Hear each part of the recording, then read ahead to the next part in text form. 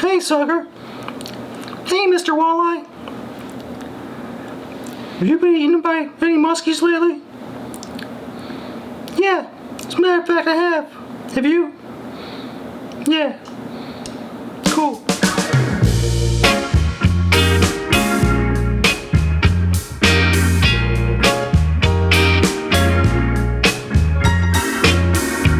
Coming live from the corner of my basement. This is the Musky Commander jointed balanced shank fly that we're sharing with you. Can the people hear me? The people can hear you, Joe. All right, I'm going to reveal the within my box. I consider this fly the Musky Commander. This is the latest iteration of this pattern. That the pattern is more than 10 years old, but it's always evolving as I try to make it more effective. And this version I'm going to tie tonight is going to be what I consider to be the most current effective version of flies that I am fishing with and catching fish with right now. So I'm going to take, this is a this is a Mustad Alpha Point size 1 saltwater hook. It doesn't really matter because I'm going to cut the shank off of it. I'm using the size 1 because I like the eye of that hook. This is going to be the back section of the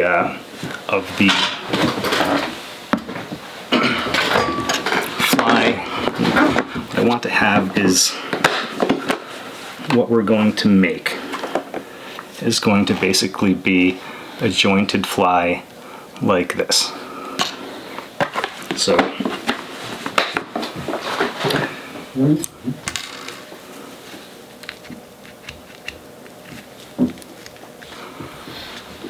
to tie this type of fly with the jointed tail, that is going to be the goal of what I'm doing tonight. And every fly that I make like this looks a little different with the colors, with the the texture of the bucktail, what colors I use, but the overall structure of how we will tie this fly, there's a pretty established format for where the hair is going to go, where the weight and the foam is going to go. And so I'm going to try to tie one that's like right in the middle ground of all of the things that I do the most, that I think are the most effective.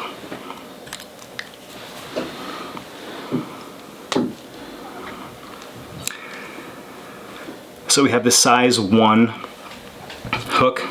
I'm going to turn it 90 degrees. So the eye is vertical instead of horizontal. And I'm using a Vivus 100 denier thread. So I'm going to make a thread base that's only going to cover less than a ½ inch, maybe more, about 3/8 of an inch with that thread, and that's going to be around the area that I'm going to clip this hook when we're done. And the reason for that is you want your trailing piece to have the metal in the middle to be shorter than the gap of the hook that you're using, because when your trailer is wider than the hook in front of its gap, that is going to oftentimes cause a hookup problem. I've got one of these materials that's it's like Supreme Hair, I think is what it is. It's a nylon fiber that's kind of thin. It's not very dense. It keeps its shape well. And we're going to take a pretty good sized clump of that here. And this back section, we're going to find the middle point of it. I like to usually keep my thread spun. And I'm going to roll this material around the shank a little bit and then fold it back over itself.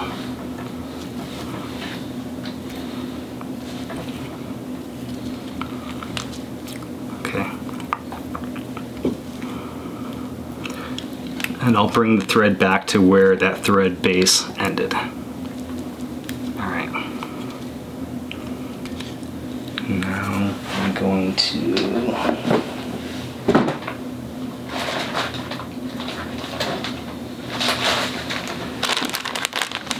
I've got a clump of saltwater saddle hackle feathers.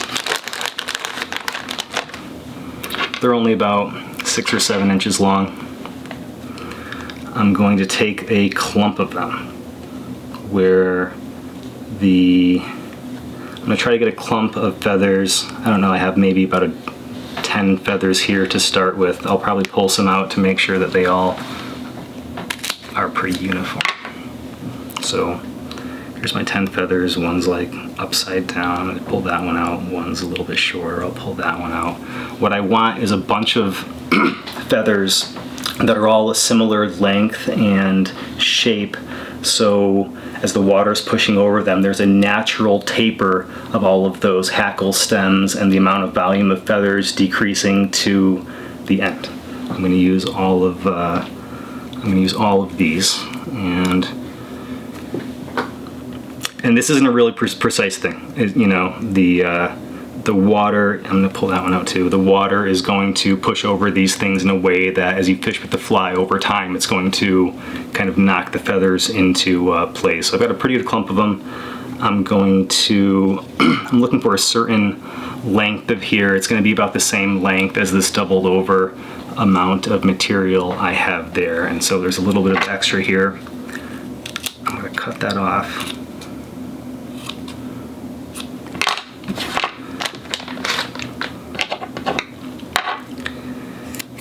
And then with the hook at the 90-degree angle with the hook eye, I am going to tie the hackle in 2 clumps where they're kind of on one side and the other of that vertical eye. And that doesn't have to be, it's not going to be a really precise matched thing, but I'm going to try to get about 50-50 of these feathers on one side and the other of this shank. And I'm going to keep the thread right up there within that 3/8 inch area as I do that.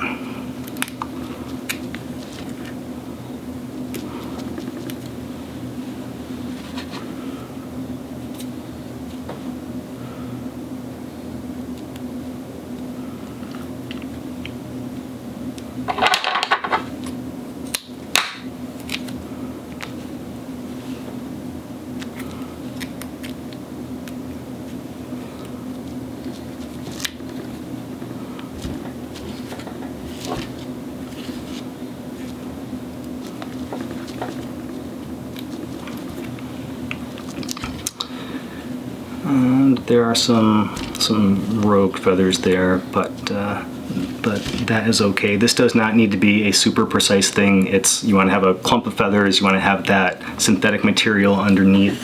I'm going to take a little bit of a nylon material similar to the stuff I put underneath. I'm not sure exactly what this one is being marketed as. It's like just an olive colored nylon synthetic.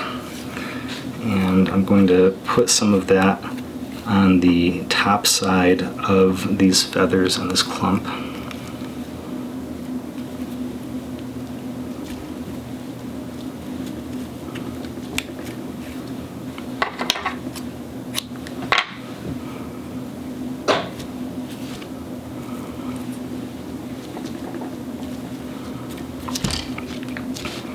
And then I'm going to take a little bit of white ram's wool, and I'm going to put this on the underside of this fly.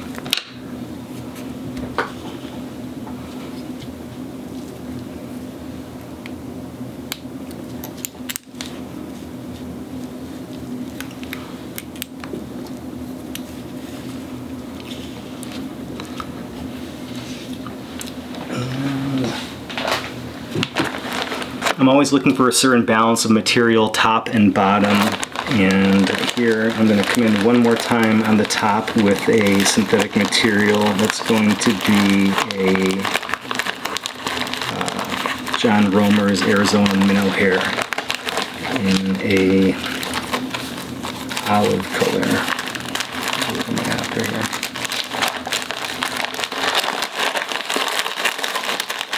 There it is. There's an olive brown color minnow hair. Let me get these feathers out of the way. I don't need those feathers anymore.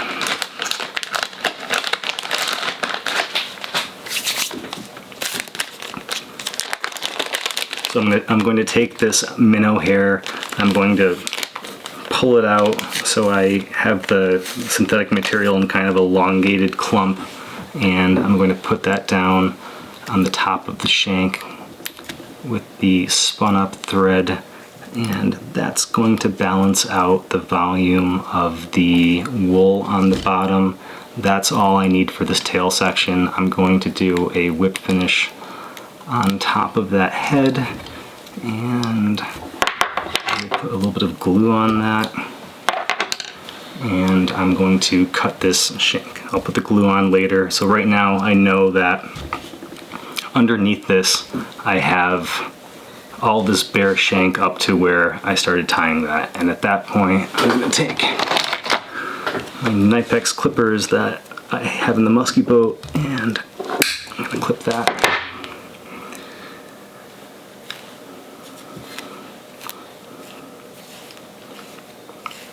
And this is the tail section of the musky fly. I'm going to come in and take this synthetic, and I'm going to cut it a little bit shorter than the length of these tail feathers, because what I want is for this thing to end in the taper of these feathers and not in a clump of material. So there, now as the water passes over this, we're going to have a nice smooth transition of the one like a super rogue feather in there, but that feather will have its integrity knocked out of it when we fish, and I'm going to go ahead and actually bend the bases of those feathers to kind of beat them up a little bit, because I want them to lay more relaxed. All right.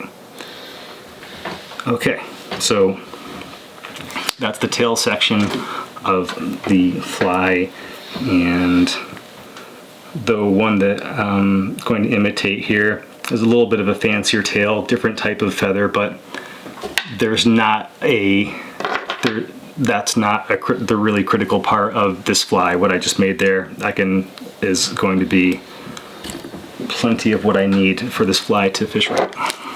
So I've got the fish skull 80mm big game shank. I'm going to put that in the vise so that the back end is vertical, like the way I just tied my tail, and the eye is going to be horizontally oriented.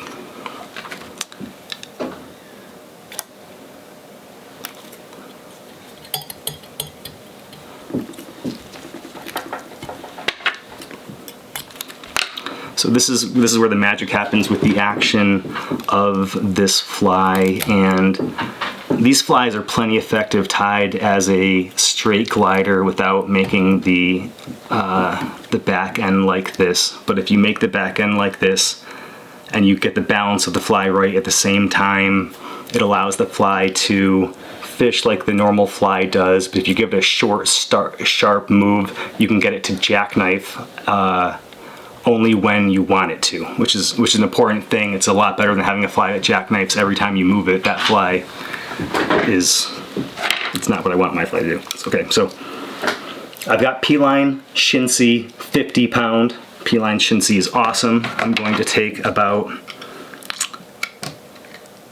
a little bit more than an inch of it and cut it. So I have an inch of this 50 pound, and I have my tail section of the fly. What I'm going to do is put an inch of the 50 pound through that tail section of the fly, get it right in the middle, and then I'm going to fold it over so the ends are near each other. Now I'm going to take a lighter and I'm going to burn the ends of this 50 pound just a little bit And what that is going to do is it's going to create a ball that has a good sharp angle at the end. Right now I'm letting this cool down a little bit so the plastic gets hard, and now that mono is firm. That's all I need to anchor this tail. So how this works, I have the GSP 100 Vivis. I'm going to spin this up. I'm going to bring it to the back eye of this shank, and I'm going to take this folded material, and because those things have a ball and because the shank is a 2-layer thing, I'm going to be able to pin that mono right in the middle of that double layer metal shank.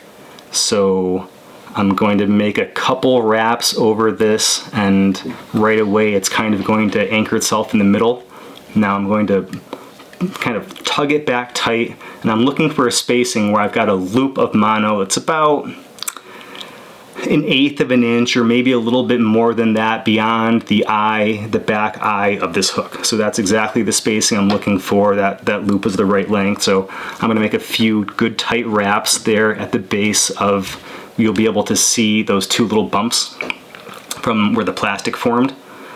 So now I've got that ball that's not going to come out. I'm also going to kind of figure 8 here a little bit around those 2 bumps, and that will anchor that even more. Okay, so now tail of the structure of the fly is complete. This is kind of the easiest part of tying the fly, is tying the bucktail segments of it. It's going to go bucktail, foam, bucktail, keel weight, bucktail, head. All right. The first bucktail, that's going to go right at the very base of the eye, and I'm going to tie the bucktail in and spin the bucktail on top and a little bit beyond where I anchored those bumps. So this kind of right here, this back shoulder, this is where I'm going to do bucktail. And anytime I'm tying these flies, no matter what the color scheme is, I'm mainly focused on what the fish are going to see from the bottom. And when I'm tying at this point in the fly, I only want to be putting material that's going to be the back color, that's going to help support the profile of the fly, and really more the shape and water resistance of the fly, because the fish can't see this part of it very well the way they see it. But if you excluded this material, the fly would look kind of hollow, and it wouldn't have the right balance in the water of the kind of material and the gravity of an item. That the hydrophobicity and the water weight and the mass of an item in the water as it moves through the water is something that a muskie can feel with its lateral line. And my style of fishing for them is imitating food items that are highly injured, that the muskies can stalk and eat on their terms. So I'm not trying to get a muskie to chase a fly down and eat it in a figure 8 next to the boat. I'm trying to make my fly look so vulnerable, limping around out in the water column, that a muskie is able to stalk it and then on its own terms eat it the way it would eat something in the wild. Because in the wild, the food the muskies are eating are not flying around in a figure 8. They're, limping around. They're the more vulnerable food items, are the things that are struggling, that get the muskie's attention, like something that's vulnerable to eat. But most of the time the muskies are in a more neutral mood, where they're not looking to just straight up attack something that's racing around through the water. But if something is truly injured and it's an opportunity to attack something that kind of deserves to be attacked, that's what the muskie's here for. So I'm imitating something that is going to fish in a way where it's never going to be moving any faster than a dying sucker or a dying baitfish that doesn't have much energy, or its health and fitness is very low. So I'm creating a slow moving fly, and that has a lot to do with why everything is going to go the way it is. And also the fish are going to be able to get a really good look at it and the way it kind of moves through the water if you fish it slow. So if the fly is really good, you can get fish to eat it when it's going slow. If the fly has a lot of flaws, going slow is never the play because it exposes things with the fly that the fish can identify are not good. So you need a good fly to fish slow, but that's a good way to catch a smart fish. So starting the back, I'm just going to do back colors. On this fly, we're going to be going, the overall color scheme is going to be white, this kind of green color. Towards the head, there's going to be some of this lavender color, but the main back color is going to be this weird kind of bluish dark green. And that's going to be the color that I'm going to use here at the back. I'm going to probably take about 4 inches in a clump that's not too huge, and I'm going to spin this thread up, and I'm going to spin that into a ball on the top of the shank. And I'm going to do a thing where when the hair is spun, I'm just going to put a wrap that is through some of the hair but not the base of where it's spun, so it's in one spot and then it's in another spot. That helps anchor the hair. With the 100 denier GSP, it's not going to be going anywhere because it cuts right into it. So I'm doing that, and I'm keeping that.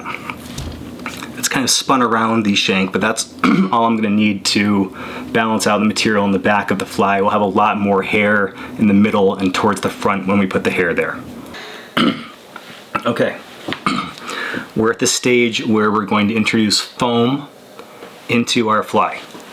And the reason for introducing the foam into the fly here in the back is we want to balance the fly so that the back end, we want to balance enough foam to float the hook setup that I'm going to run, which I'll show later, but I know how much it weighs, I know how much foam it takes to balance it, and having a really fine balance in the back of the fly where the foam on top balances out the weight of the hook underneath really has a lot to do with how slow you can fish a fly and how effective it's going to be. If this balance is even a little bit off, if you want to fish a fly slow, this will affect the ability for it to look good to a fish that's following it. The way to think about the muskie perspective is they're looking at the food the same way you would be looking at an airplane. So if an airplane flies low over the sky over your head, you get a pretty good look at it from underneath, right? And can you tell what color the windshield of the airplane is when it flies overhead? No, you have no idea because you can't really see it from the angle that you're at. Muskies always stay underneath the food when they're most interested in eating it. Just like a great white shark would stalk a seal from way underneath it and attack it with a straight vertical attack, with muskies, with the bigger fish, the more you have bright sun or low water, calm conditions without any wind, the better the muskie senses are at being able to track a fly or a lure or whatever food from a long ways away. And in those types of conditions, the muskies will attack a food item, especially the bigger ones, the same way a great white shark will attack a seal. They'll come flying from so far below, out of sight, racing up to attack something. And the reason for that, just like with the great white attacking the seal, is that when a muskie goes after food, if it doesn't get it, it's potentially not going to get it, because at close range with the big long body of a muskie and the shorter, more agile turning radius of a baitfish is potentially going to get away or cause a muskie to waste a lot of energy to catch it. Muskies want to make a single calculated kill move. the muskie is programmed to do that. And people often ask me the difference between the pike and the muskie, and I say an important thing to remember is that the northern pike will eat and scavenge dead things off the bottom, and the fish is programmed to think about a wider range of food opportunities, and it's like a bald eagle will eat garbage. But an osprey will search around and try to attack a live fish every time. You will not see an osprey at the dump eating the garbage. And the muskie also wants to attack a live food item. And so the best way to catch a muskie is to appeal to its sense to want to stalk and attack something that's vulnerable. And I've got cats, and they're not here in the room right now, but I know the instinct of a cat. If you play with a cat with a toy, if you put a cat toy right in the face of the cat, it oftentimes will completely ignore the cat toy. But if you put it around, say, the corner of the door or something, the cat will go into attack mode. And with the predator fish, they have the same instinct. They don't expect their food items to come flying towards them. They expect for things that they're going to eat to use their senses to detect them kind of in the margins of the range of where they can sense things and be able to, on their own pace, set up and move in and inspect the food item to see what it is. If a muskie wants to eat something, what it does not want to do is cross the plane of the cone of vision of the food item. And so when you see the angle a muskie is following something, it's perfectly below and behind, back in this area where, from the cone of vision of where the eyes would be on a fish, it can't see the eyes intentionally because the muskie doesn't want the eyes of that fish to be able to see it and be able to spook at the fish stalking it, which would make it harder if it decides to eat that bait fish to attack it. And so that's oftentimes, people will see my flies online and say, why don't you put a huge eye on that? And to me, my instinct with the fish is that the biggest, smartest fish, the more from a distance they see the eye profile of a bait, I think the more likely they are to feel like that bait is something that is likely to be able to detect their presence and get away easier. So I do put eyes on my flies. They're very small. They're really more for the overall profile of the fly to look very natural. I only think the fish are seeing the fly from below and behind, and I don't think that the muskies that eat my flies oftentimes would be able to tell whether or not there's an eye on them. So that's my take on some different topics. We're going to put foam onto the fly, and I'm going to use 6mm foam, closed cell foam, and I like using the same type of foam every time because I know how buoyant it is. I know what its durability is over time. So the most common 6mm fly tying foam that's available in the industry is the type of foam that I prefer to use. So I'm going to cut, here's some of that foam. This is maybe an inch, between an inch and a quarter, inch and a half. I'm going to cut a rectangle of it, like this. And I don't need quite all of that, but I'll keep it long. I need to use this gel spun thread to get into the foam, and if I do what I'm going to do without putting down a base of this Estaz, the foam's going to shift around. It's not going to be very durable. It's important to do what I'm going to do, even though appearance-wise it doesn't make much of a difference. I'm going to take some smaller, this is a pearl, or this is a UV white Estaz, but it doesn't matter that much. This is going to be pretty well hidden. This is more for the structure of the fly. I'm going to tie this in about an inch in front of that. I'm going to wrap it back over that hair, And then I'm going to wrap it in a way that pulls the hair kind of down tight in the back. And come forward through this. Because I want more material here, I'm going to leave that hair there. It's not in the way of anything.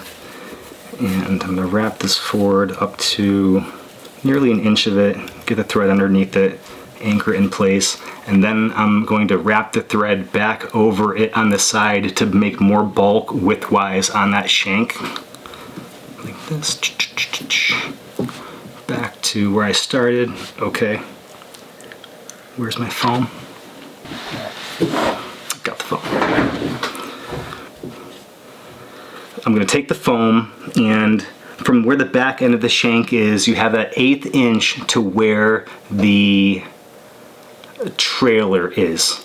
I don't want to put the foam so far over the trailer that when a muskie eats it, it's not able to flip up out of the way. So if I go back too far, it's going to push, when muskies are always going to eat something from below and behind. So being able to have this back end shank flip up out of the way when a muskie comes and eats that fly is going to make for the high hookup rate that I'm looking for.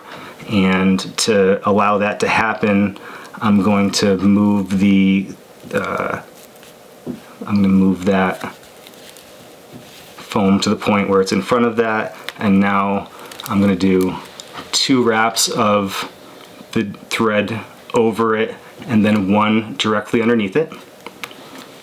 And then I'm going to move forward about 1/4 inch and wrap over that foam on top twice and then underneath it. And then again, 1, 2, 3, same thing. And then a 4th time, the same thing. So now I've got 4 bands of that. I'm going to come in and clip it in the front as close as I can. Now I am going to take my Estaz and I'm going to come around underneath and do 1 full wrap underneath the foam, so I'm not torquing it. The foam, it's easy to wrap things over in a way where after you're done with the fly, it like wants to go on the side of the fly. So there's a very specific thing I do to make sure the foam stays fully anchored on top. So it seems like a bit of a mission to put the foam in this way, but I'm doing that because the foam is a tricky thing to keep in place over time, and this will do that. So now that I've got those 4 bands of this, I'm going to wrap this Estaz pretty tight over that. I'm going to pull it down into it, pull it down into it, and then I'm going to wrap it once underneath the shank,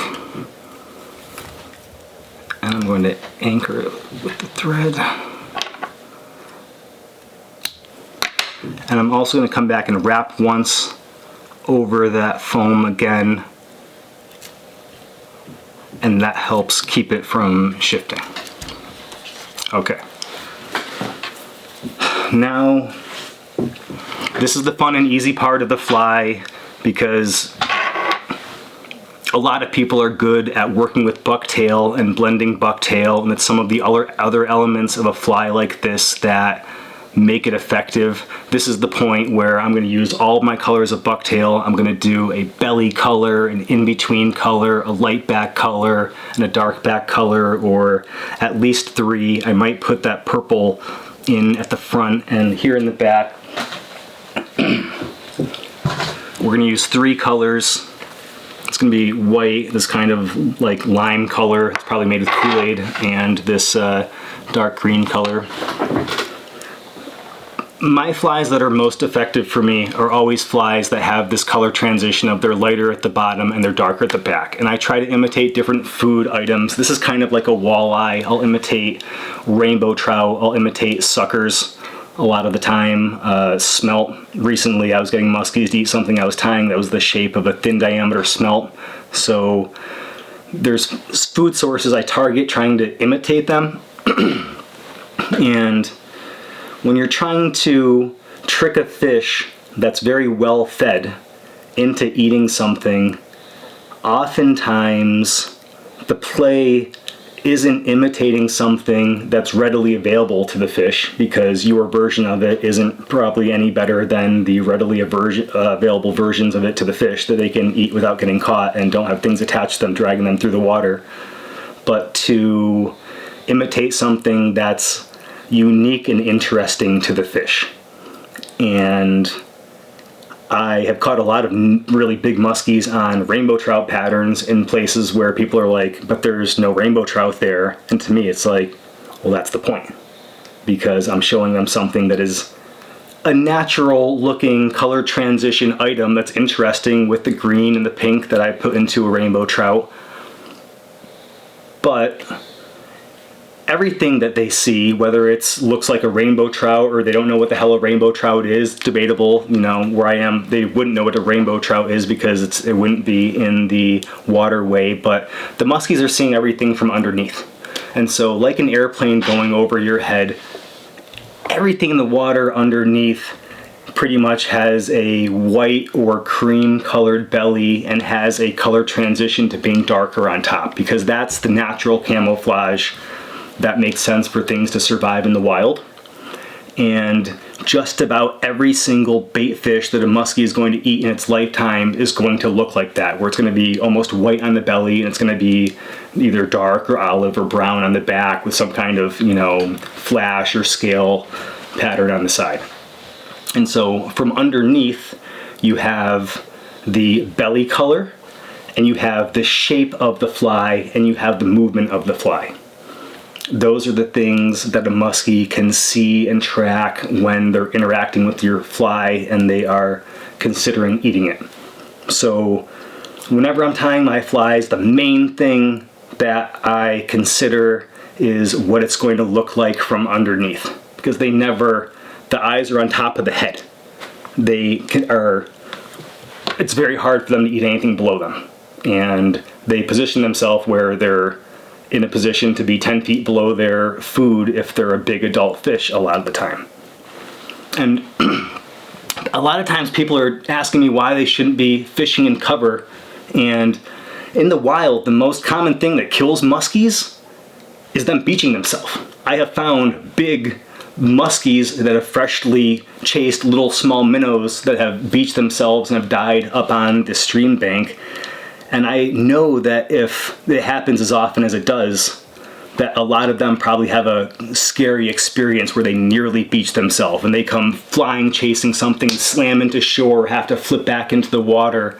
And because of that, this is my theory, the big adult fish, for me, oftentimes it's around 7-8 feet where their body language changes, where they are not as comfortable setting up to attack a food item. So not all places you're fishing have the type of depth where you can be, you know, pulling them out of deeper water up to 7-8 feet, but those are the types of areas where the really big adult fish are going to prefer to be, especially in the fall time. And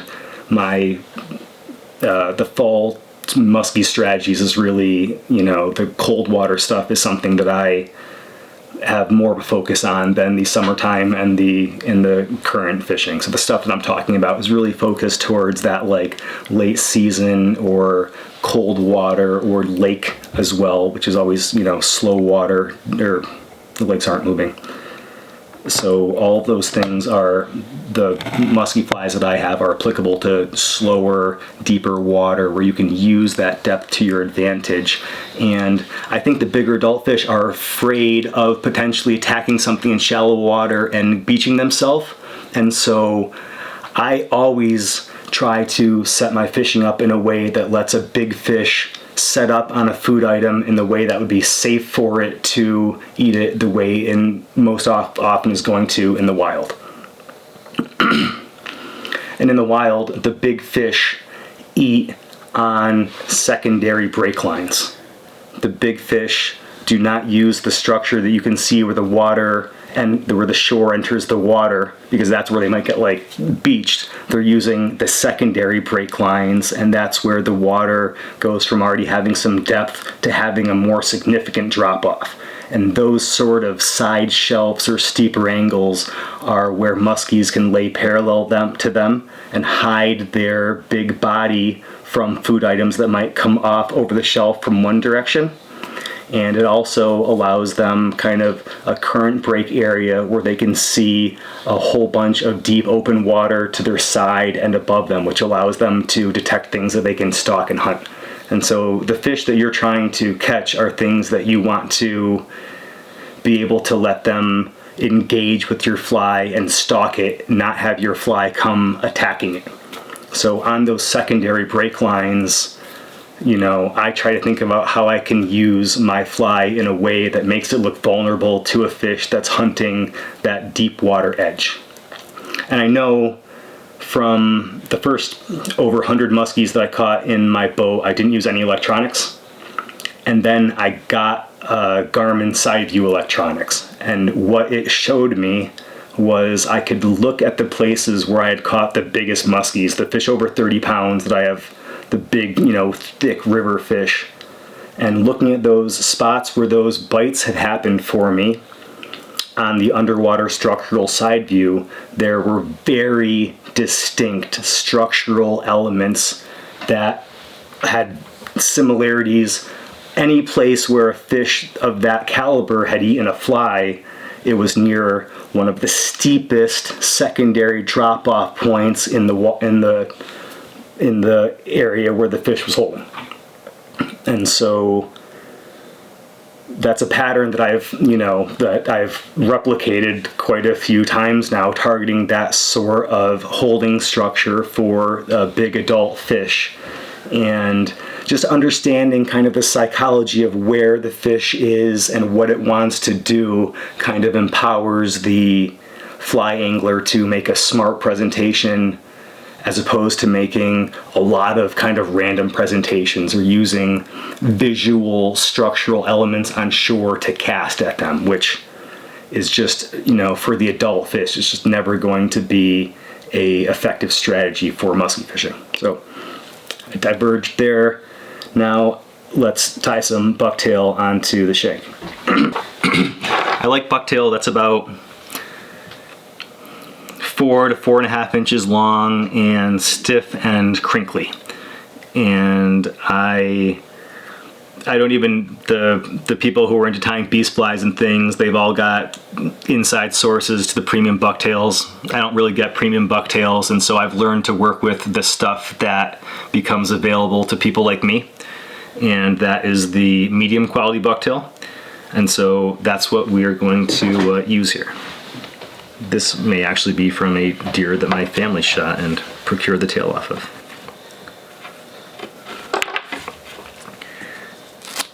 I have a very large bin of bucktail here next to me, and any way of procuring, getting your hands on a quality bucktail is in play. Whether it's off of a deer that your family shoots, or at a fly show, or when a shop actually has a good one in stock.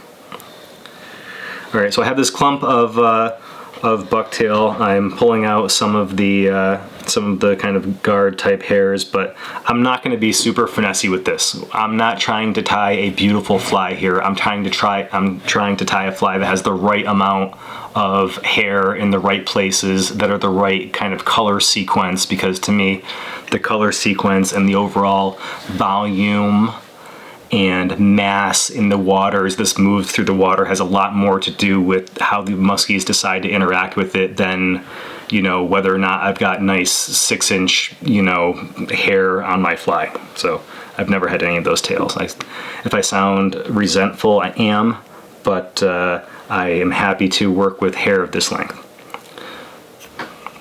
I'll spin this. I'm going to flip this over, and I'm going to anchor that with 3 turns. Get the base of it. Alright, this is part of my belly. And I'm going to come above this with this lime color. And I'm trying to, in the middle part of the fly, I want to use a fair amount of hair. So if it looks like I could be creating what I'm doing with less hair, it's true. I'm intentionally using a certain volume of hair to create a water resistance and a just overall mass. And the hair has a little bit of flotation. You know, the long bucktails hairs don't have the same flotation as the wider, easy to flare hairs at the base of the tail, but they still have a little bit of flotation, and it's more the water resistance because they don't sink. They're definitely a little bit buoyant. Right now, in the middle of the fly, I'm going to use hair that's about 4, and in the front of the fly, I'm going to use hair that's a little bit longer, about 4.5. So all through this stack, I'm going to use hair that's a similar length, and the one on the back, I'm going to make it a little bit longer all the way because I want the overall volume transition of the hair across the fly to be a little bit more on top with the length of the fly. And I'll control that that way.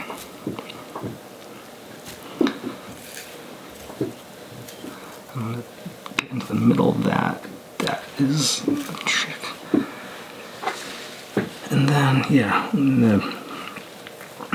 so on this back, I'm going to tie it in really at the base of the hair. So you'll see, you know, I tie it in about a 1/2 inch or more into the hair on those last couple, but this one, even though the hair isn't really longer, I'm going to tie it in tighter to the base. And that is going to give me that volume that I want where it's a little bit more on the back. So there's that. And this looks like it's a little bit of a mess here. I'm going to need to get this thread down to the base of the shank there to anchor all of that hair. I'm not going to leave this much of a mess, so I'm going to come in here and I'm going to trim some of this hair. I'm not going to trim all of it. I do like having some of that extra volume there. Okay. Now, this is the part of the fly where I'm going to add in a keel weight, and that's going to have to do with the balance of the fly and the action of the fly. And the way that works is with the action of the fly, if this was the fly and you were able to get the back end to have enough foam to balance out the hook, so your fly is kind of not wanting to do this or this when it pauses, when it's that balanced, when you give it a good hard pull, where you have a keel weight positioned on the underside of the fly is going to determine, when you give the fly a good hard pull, where the kick point is going to be. So if the weight is all the way at the eye, when you give the fly a good hard pull, it's kind of going to carry forward and maybe start to dive nose forward pretty quickly. And as you start to move it back, when you get to about 1/3 of the way back, it has kind of a bit of a jackknife point. So on a good over pull, it's oftentimes going to roll off center. And that's a good fishy thing, where you've got a fly that doesn't just carry forward, but it kind of carries forward a little bit and then rolls off center. Because when you have a keel weight on the back and the foam, or a keel weight on the belly and the foam on the back, you have a situation where when your fly does an irregular thing and you pause it, it's going to right itself. And it's going to roll back around to upright. And that's a really important thing to consider, the difference between a fly that doesn't do that and a fly that does do that from the perspective of the fish. So, and it would be like, you know, I talked about the plane earlier. Let's talk about a plane flying right over your head pretty close so you're well aware of it. If the plane was rolling around left and right, or if the plane was tracking nice and straight, it would be something that would be pretty obvious to you. And when a food item is rolling around and then tracking back to upright, especially when you have a natural color transition, so the belly is light and the back is dark, so when it rolls, that light underbelly goes from being full to being partial.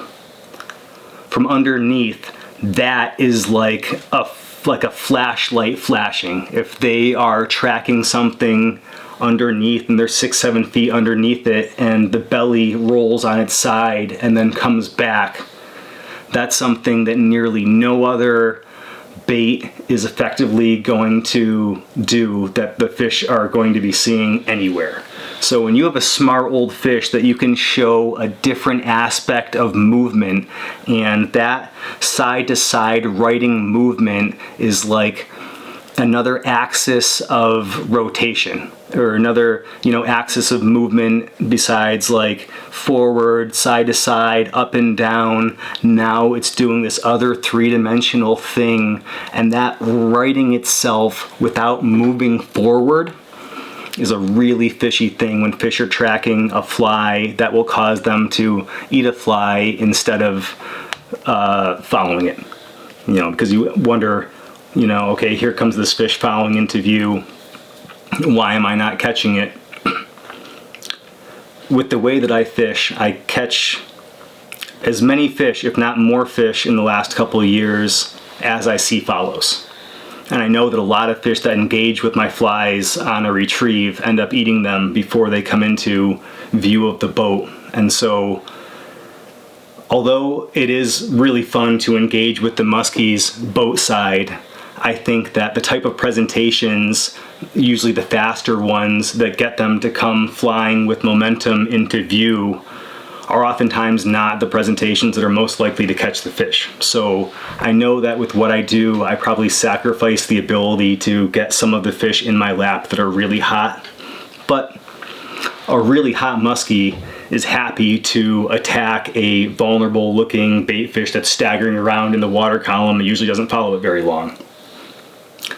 However, a neutral muskie who is still kind of in a relatively happy mood is likely, maybe in bright sunlight or in conditions that don't feel like they're a great time to be fishing, to come and stalk and eat a food item that is doing really vulnerable things, where in those conditions that fish would have no business come flying in on a really aggressive presentation.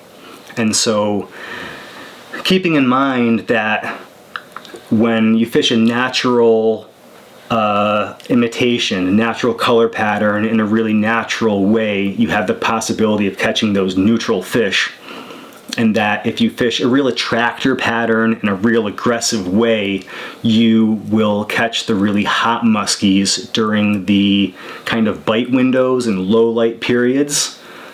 But you can do both and catch those hot muskies and catch some neutral muskies and really up your catch rate targeting a natural presentation all the time versus using a more aggressive and kind of attractor type color patterns and presentations where you're really limiting yourself to catching those fish at the times when they are in those seeing red bite windows where they might eat a sock.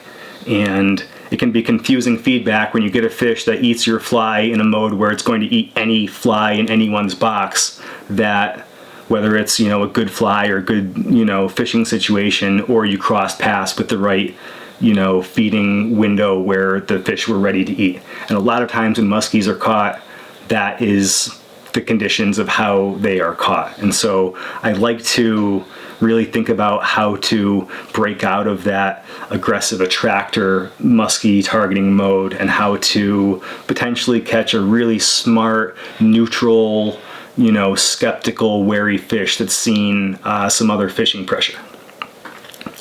So that's my thoughts on some of the background of why I am putting the keel weight where I am. So the keel weight's going on the bottom side of the shank, the foam is going on the back. That's the thing that allows the fly to right itself, and then I'm gonna put the keel weight a little bit further back than a third of the way back on the shank, and that is going to give me what I think is kind of the optimal erratic side-to-side drift when I am moving the fly through the water, where if I go further back to the middle, it's going to do more of a jackknife. And it's really not that realistic to have your fly jackknifing every time. It might be good to see it jackknife in the water, but if it jackknifes every time you do it, a lot of smart fish are quickly going to recognize that that's a bogus presentation. If you can get your fly to jackknife every once in a while, that's a different ballgame. When you can get a muskie to engage with the fly while the fly is doing a certain thing and have the fish kind of get into a certain pace with what the fly is doing, and then you can show the fish a slightly different thing, oftentimes that slightly different thing, you do it and you get a muskie bite. And this has happened over and over for me already this year a couple times. I have just done a weird thing in the middle of a presentation and had that good solid muskie hookup. And so that's part of what this fly will do. Now you have that keel weight in there, and you have this back is jointed where because the eye is vertical and the eye in the back is, the loop is this way, your action of the tail is side to side. So when you give that fly a really good hard pull and it causes it to move off center, that back end is going to jackknife. But it's only going to do it when your keel weight is here. The fly is only going to really move erratically like that when you hammer, when you do like a real aggressive twitch. It's not going to do it every time like it would if it was in the middle. So the same fly, where I put the keel weight, when I pull it through the water, it's going to have completely different movement. And if I put the keel weight in the middle, the thing would be flapping around with most movements through the water. And if I put the keel weight all the way up at the eye, it would never really do it, because with the keel weight up the eye, the fly wants to track forward and doesn't really roll off in a way that would cause the back to do something erratic. So that positioning is very important to how the fly is going to fish and whether or not the fly is going to be effective.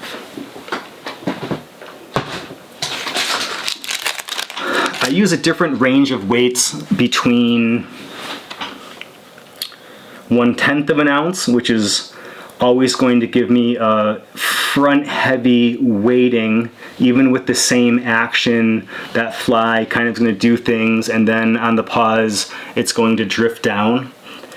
And it's not just the weight, because it also depends on how much water the head is going to hold and how much deer hair is there. But because I tie the flies with kind of a consistent amount of hair, I know the difference in how they're going to sink and hold in the water depending on how much weight I use. I feel like the best middle ground for the weight is 1/20th ounce. And I've got these are a fulling mill tungsten dumbbell, but these weigh right around 1/20th of an ounce, and so this is going to allow me to give a standard weight configuration to this fly.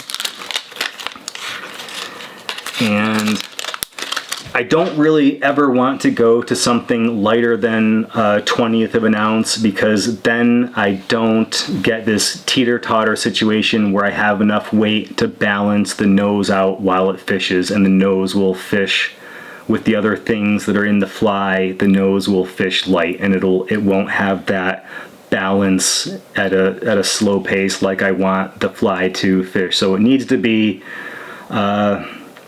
about 1/20th is about as light as you can make it and still get a balance, and then 1/10 would be for a fly that you wanted to have a sink rate of, like, I don't know, maybe 6 to 8 inches per second when it was wet, whereas this fly, when it's fully wet, it's going to have a little bit of a negative balance where it's going to, when it's fully wet, it's going to just barely sink nose forward. And this 1/20th ounce positioned about here on the shank is going to allow me to do that. So I come up here onto the shank, and I'm going to anchor that in with a figure 8. And it looks small, but it's a tungsten dumbbell, so it's a little bit heavier than it looks. And you'll see the width of the eye of the shank. I'm going to squeeze the width of the eye of the shank smaller with a pair of pliers. As I get closer to tying the fly, by making the eye of this smaller with a pair of pliers, it's going to allow me to tie the head in closer to the eye of the hook. And if you look at some of my own personal flies, you'll see that the eye of the hook looks a lot smaller than the eye of the shank, and that's because I've squeezed it down to about half of that diameter. And I don't want to have any more exposed metal on my fly than I ever need to, and so the smallest loop that I can effectively think I can fit bite guards through is what I'm looking to create there. So even though that's that size now, do keep in mind that's going to be squeezed smaller soon.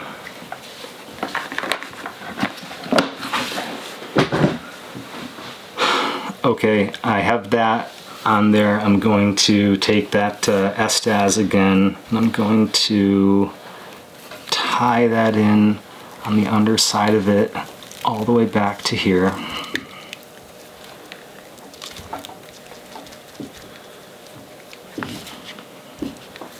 And then I'm going to wrap that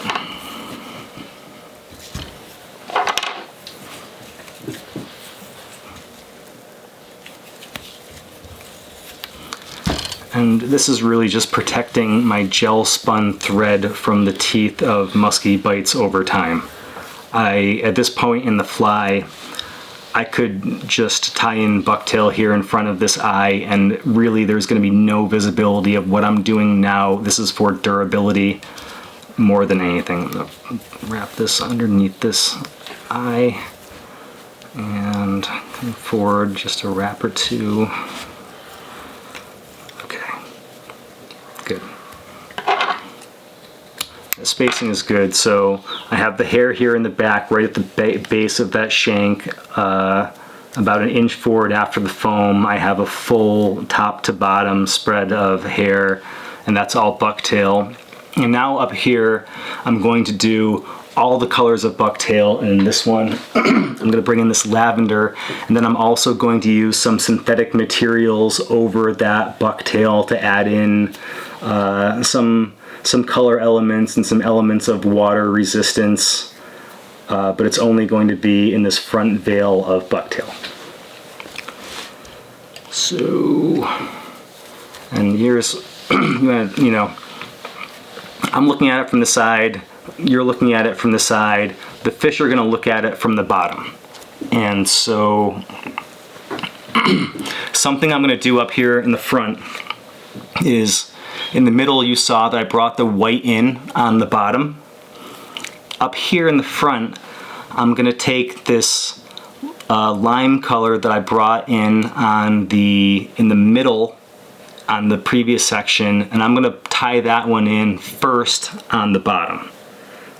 And then I'm going to put white over it on the bottom, and so that's going to push it out to the sides when I do that. So here on the bottom, like I said, in the front the hair is a little bit longer than it is in the middle.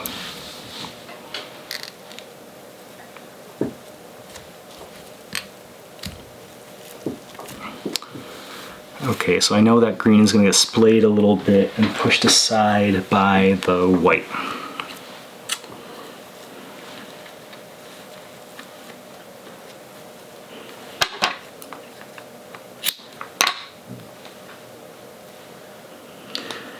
And this is the part of tying the musky flies that lots of people are good at. There's lots of people who are really gifted at tying with bucktail and have lots of good bucktail and good like lengths and colors, and so I know this isn't the part of the fly that I need to focus as much on as the end part. Okay, so this white was a little bit gnarly. It's got some like brown fibers in it, but now I have that chartreuse and then the white underneath it. And it's okay if there's something gnarly in there, because I want it to have a natural color transition, and natural things are all kinds of different colors.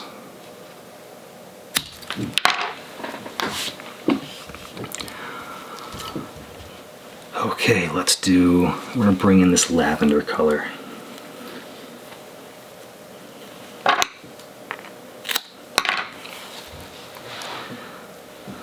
And the reason I'm using this lavender color is what I'm wanting to do is I'm wanting to make a natural color scheme of kind of light to a transitional color to a darker back, but I want it to be a kind of spicy version of that. And so I'm going to bring in this extra color that's kind of going to stick out a little bit in the color scheme. That's going to be an interesting thing to catch the fish's eye, but it's not going to make the color scheme unnatural, like making a white fly with like the top third of it chartreuse, or like, you know, a lot of flies I see have like one color and then another color front to back. And really, it makes a lot more sense to do your color transitions top to bottom than it does front to back. And if you do things like having a foam and a keel weight, you know the fly is going to kind of keep a top to bottom position and not be like offside, and you can definitely show the fish a belly where it's darker on the back, and that's a very fishy thing really for everything. You know, for trout flies, for any fish that are smart, your stuff should be dark over light. It only makes sense.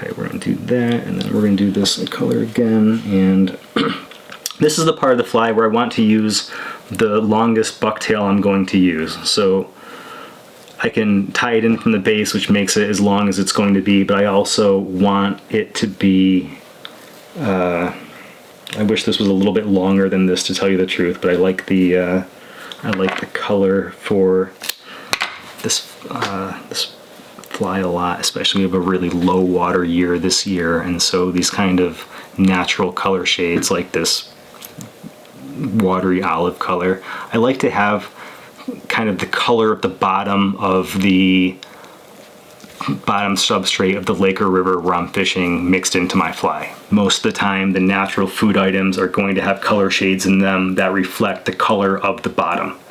And so on their back, because they're usually trying to blend in with the bottom, and so I like to have a lighter color transitioning to shades that, it might not be exactly the color of the bottom, but you know, gray, clay, and mud is something that, you know, are just color schemes that when the water's lower and clear, the fish like a muskie recognize as being, you know, what food should look like.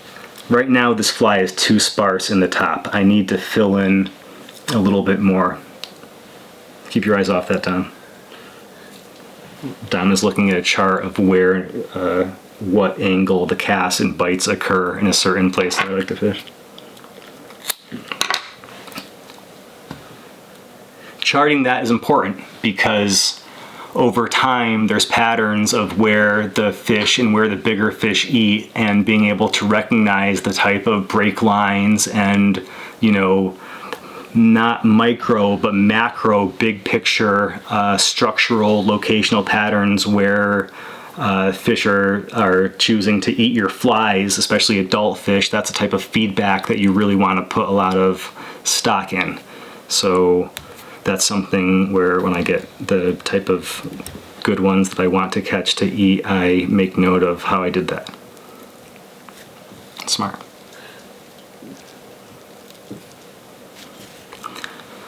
Okay. That is enough. It looks like it's not very balanced left to right. I wouldn't say this was my cleanest job of tying with bucktail, but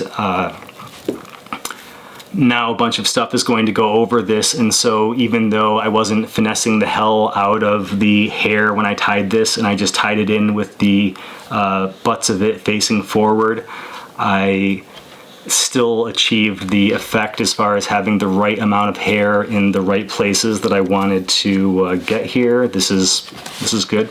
This will work. Okay. I have this large and cumbersome cheap pair of pliers here at my desk because I'm going to use this to squeeze this eye smaller. And this is a bit of a raw process, to be honest. I admit that this thing might like torque to the side on me or something, because that's what happens when I do it. So brace yourself. Let's see, I knew it.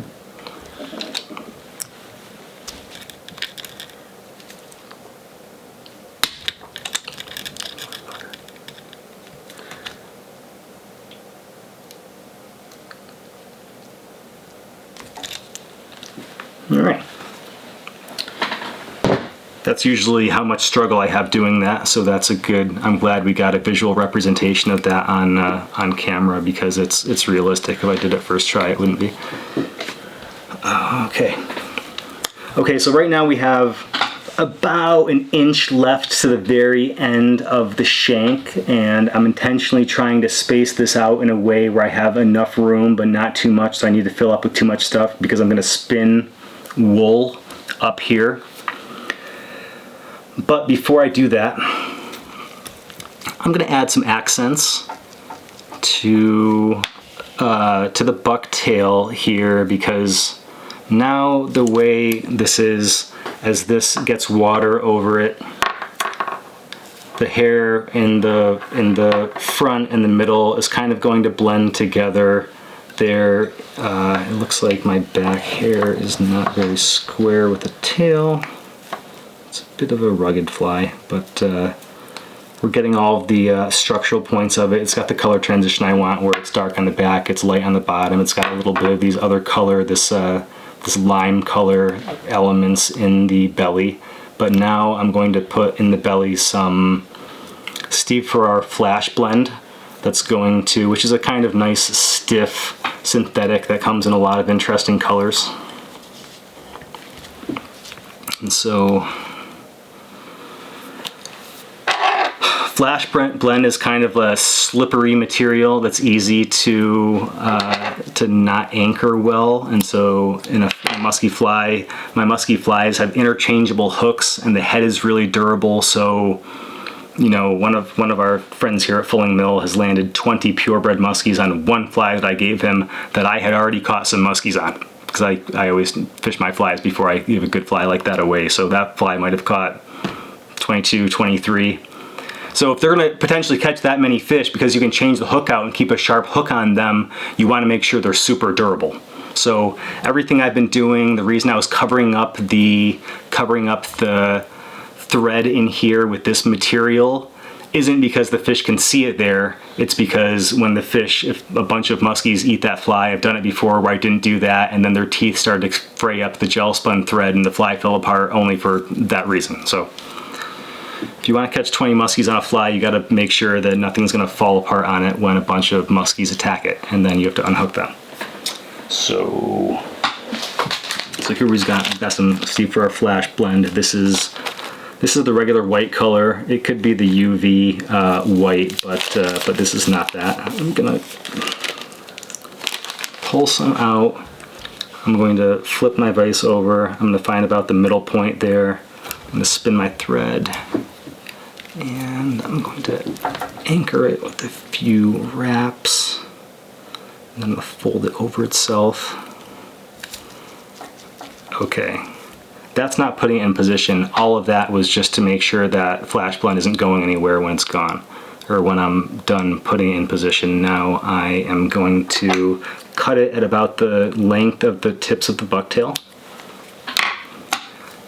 And then, because I tie the bucktail with the butts of it forward, I have these little shards of bucktail that are sticking forward that are going to help me evenly distribute this Flash Blend over the bucktail. So now I'm going to kind of just push this back, and as I wrap back here, the Flash Blend is going to get evenly distributed there. Okay, sweet. Now, Fulling Mill has generously brought me some new fibers to play with, and is it because it has the scissor on there? You should have let me struggle with it, trying to rip it for a little while first. That's what I would have done.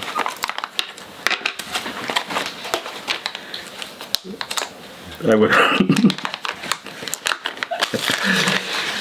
Couldn't watch it for too long. So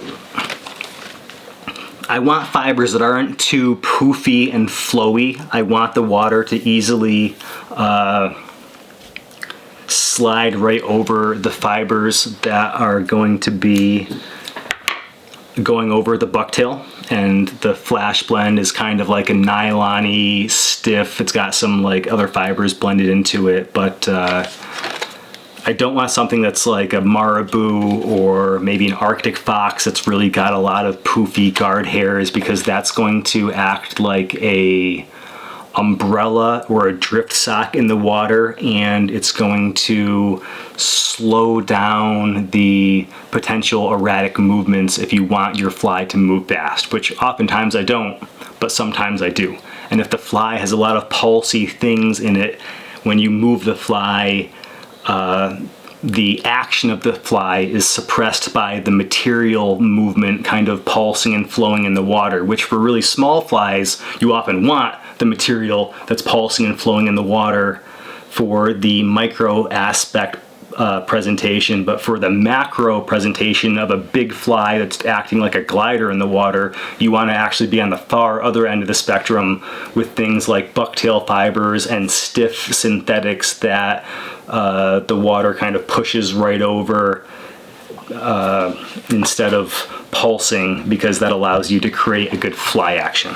So this is a material that is light enough but not flowy, that's going to allow me to add a little bit of a color accent to the back of the fly, and then I'm going to add some in the head of the fly as well. And this isn't for this is only for kind of the color scheme of the fly to be a little bit more interesting. And I usually cover the bucktail with something depending on the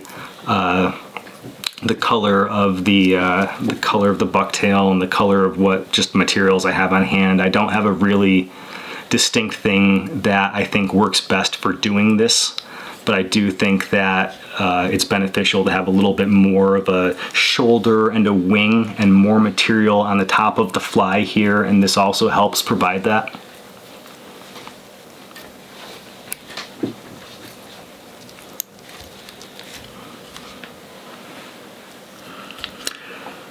Okay, so I could make this fly a little bit fancier than this, but in reality, oftentimes I don't want to add extra flash accents, and I don't want to add too many bells and whistles to the flies. I personally, from my own experience, think that rattles in a musky fly make them a lot less effective on big, smart, educated fish. And I have a few flies that I've pulled rattles out of and then caught nice muskies on them afterward, after them being like completely ineffective. So my personal experience is I don't want rattles in the flies. There's room to put them in these flies, sure, but I don't intentionally. And the musky gear anglers, there's very few lures that I know of that are popular musky lures that rattle. You know, oftentimes it's a bar of wood or a big rubber lure, and there's plenty of room to put a big rattle in there and make those things like sound like a maraca. But, you know, because the fish have a sense that's so acute of being able to feel what a baitfish, you know, the way the hydrophobicity of the head of the baitfish as it moves through the water moves a certain amount of water that the lateral line of the muskie can feel. And so if you're flying the water, when the fly moves through the water, the head of the fly is the part of the fly that moves the water. So if I coated the back part of the fly with glue, it wouldn't make any difference. It would make the fly heavier and clumsier, but putting the glue in that part of the fly wouldn't make any difference as I pulled the fly through the water as to what the vibration profile of the fly in the water would be. That's all determined by the part of the fly that's pushing against the water. So the shape and the water resistance of the part of the fly that pushes against the water has everything to do with how a muskie who is 7 feet behind the fly and 5 feet below it is hearing the fly in their terms and feeling the vibration profile of the fly, and they can kind of feel whether something, they can feel the size of what something should be in the water based on how much water it's moving. So if you have a fly that, let's say, it has a big wide head and a little short body, it's making a bigger vibration profile than the size of the baitfish. That's kind of an interesting thing to the muskies. When fish are really triggered, that could be something that could cause more fish to be biting. But let's say you have a big poofy hair fly, and then you have some like laser dub at the head, or you have some sort of tapered down head that is not going to push against the water. The fly doesn't feel to the fish as big as it looks, and that's weird. And in the wrong direction, where if the head is pushing more water, let's say you have the Buford pattern is a fly that has a spun deer hair head of different shapes, and the pattern is kind of, it could be a lot of things in the back, you know, some feathers, some hair, but the key feature that ties those flies all together as a Buford is that big spun trimmed. It's kind of like a oversized aggro muddler. And the reason those flies are effective in a lot of situations is because with that big spun and trimmed head, that pushes against the water in a similar way to what a fly or what a baitfish that size would, the way that would move the water. So when you have a Buford head, even if the colors are all weird, that at least as it's moving through the water is something that feels the size that it looks to the fish, which is good. We want to make a fly that feels the size that it looks to the fish and has other, you know, aspects of its appearance and movement that are also appealing to the fish, and has a balance and a gravity that allows us to fish it in a way that's appealing to the fish. So everything that you can do about the fly, like having a light to dark color transition, having a really good balance, having a keel weight in an area that gives a fly kind of an offset erratic action, but isn't like just banging forward and isn't like jackknifing every time you move it. All of that contributes to having a fly that's more appealing to the fish, but it's also what you do with it and how you know, take something that might look and feel like a natural item in the water to the fish, and then how can you show that to a fish in a way that makes it decide to, you know, have it be its meal. And that's a whole, you know, there's a lot more that goes into that, but just having a really good fly, you know, is, without that you are not really in the game. And a lot of the flies, in my opinion, are not at all in the game as far as the potential for taking a big adult fish, especially like during the day or not in low light conditions when they're more likely to make a mistake. So we're going to form this fly head, and what's going to be very important for it to work the right way is I'm going to spin a big clump of wool in a light color on the bottom and a darker color on the top. And the wool is going to be a little bit longer at the back, and then it's going to be spun and trimmed, kind of like you would be shaping a Buford or a muddler head, but with the spun ram's wool. And I'm going to bring that all the way up to just about the eye of the hook, and I'm going to trim it into the shape that I want the head of this fly to be.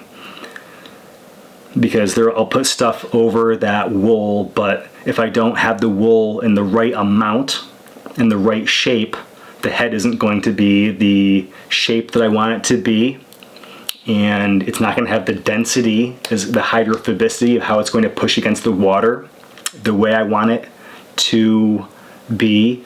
And also a whole nother aspect of this fly, why these flies are really effective, is when I spin that wool and then I'm going to create a glue casing that's hydrophobic on the front of it, the amount of spun wool I have there and the placement of it, that spun wool as you fish with that fly is going to absorb water. And when that wool takes on that water weight and you pull that fly through the water, a minnow, just like a human body, is mostly water. The volume, the density of the minnow is similar to that of water, and that's why, you know, a minnow, you know, depending on whether if they die, they might float on the surface or they might sink to the bottom because their buoyancy is like pretty close to neutral. And you want your flies to have a buoyancy that's pretty close to neutral if the conditions allow you to do it, because sometimes in high water or heavy current, you just don't have the ability to take a fly with a neutral buoyancy and really put it where you want to. You might need to have flies that have more weight than or less water resistance to cut against the current. you need to always be reactive with musky fishing. You can't take one fly like this and just say, I'm going to fall back on using that in the same way all the time, and that's going to be my program, because even if that is effective, it's a cop-out as an angler to engaging with a really fun and dynamic predator that, as you start to get some positive feedback of more adult fish interacting with and eating your flies, it's kind of like Minesweeper, where you start out with a big field of things where you don't have any information points of where anything is, and as you start to have failures and have successes, you start to eliminate boxes in Minesweeper, and you start to be able to locate where, you know, where that mine is might be where the muskies bite. You know, it might be that secondary drop off, and when you know, stagger your fly like an injured baitfish around that point, you end up potentially getting a bite from a big adult fish. And that's the sort of feedback when that happens once, that if you really think about how and where it happened and why it happened, that's the sort of feedback that you can set up similar presentations in different places. You don't have to just pound that same spot where that, you know, one fish ate, because it's probably never going to do it again there. But doing the same type of presentation in other spots where you see the same, especially underwater structural similarities, now that's the play to consistent success taking adult fish. And, you know, for me, I average more than one adult fish every time I get into my musky boat. I'll call an adult fish about a 3 foot, 15 pound purebred muskie. And the ability to target fish that size and bigger comes from fishing for fish that size and bigger, not fishing in a random way and hoping to run into and cross paths with those fish. So as far as the possibility of taking some certain patterns, as far as the flies, the presentations, and the locations where you can say this is a pattern that I can apply this to different locations where I am here or other places that I go. A musky pattern, when you understand it and you understand how it works, oftentimes you can replicate that in different waters at different times. Always consider that feedback when you see a bigger adult fish eat something, not just follow something, to be the feedback that you put a lot of stock in. All right, let's make this fly head. All right, as I looked at this fly, I decided I wanted a little bit more synthetic material in the top, and I'm going to go back to this olive material that I put in the top of the tail section, and I'm going to bring that in the same way as the flash blend, where I'm going to tie it in over in the front, double it over, and then let it kind of sit into the teeth of the trimmed bucktail to make sure it gets a nice distribution of it.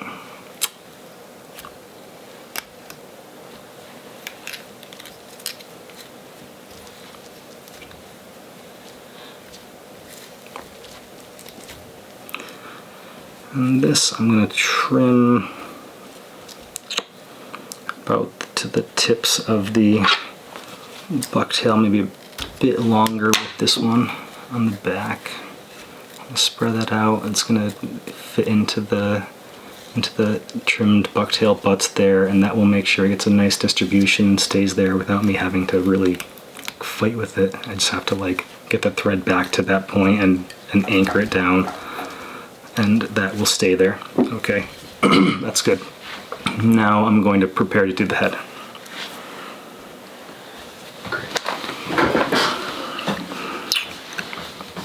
Okay, so I've got some ram's wool, or it's like sculpin wool in white and gray here, and I have some, I don't know what this really is, Icelandic sheep hair, or some like something runner, or some sort of like Arctic runner, I think is some sort of creature. I'm not positive what it is that they slaughter and use its hair for fly tying purposes. So I'm not sure what creature this comes from, or even if it's really a natural fiber or if it's some sort of like artificially enhanced thing. But we're going to use that to make a transition from the head to the shoulder of the fly.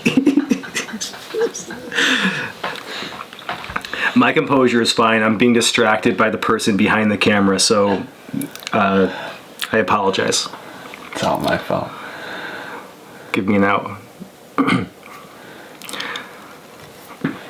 Okay, so I'm using that fiber where I'm gonna slide this forward a little bit. All right, that's not gonna make much of the head, but having this material here is gonna give me a transitional fiber between the spun wool at the head that's going to make for a less drastic transition between the two materials.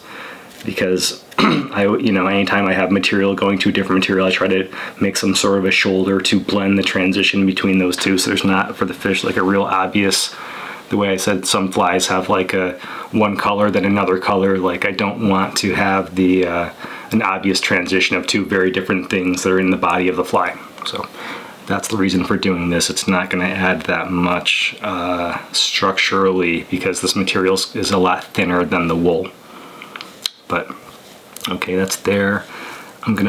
I want as much of this space now as I can, so I'm gonna try to really push the materials back and force them back as far as they can go. And the strategy is the first fibers you tie in that spun head, you want to have the tips of the fibers extending back onto the hair part of the fly, and then the butt part of those fibers to be flared out. It's only important for that first one that is going to be the shoulder from the head to the body part of the fly. So I'm going to take this poofy white wool, which at least I know what creature was slaughtered to get this. And I'm going to take the back ends of it and let that kind of transition into the deer hair as I spin the butt of it as best I can here. And then anchor that thread in front of that. Okay, that's good. Everything is where it needs to be. Now I'm going to spin now I want bulk, so I'm going to spin a pretty fat tuft of gray wool here at the top, and it's okay for there to be a lot of this because I'm going to trim it down to shape later on.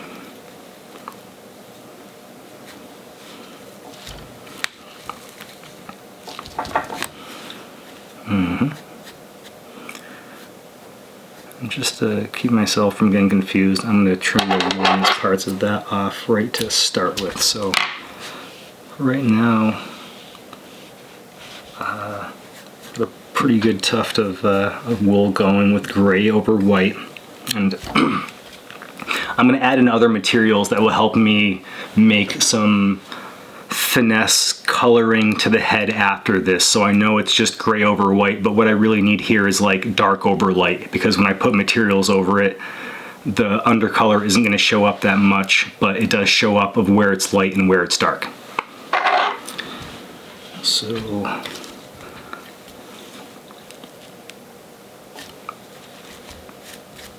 come back underneath and spin some more of this.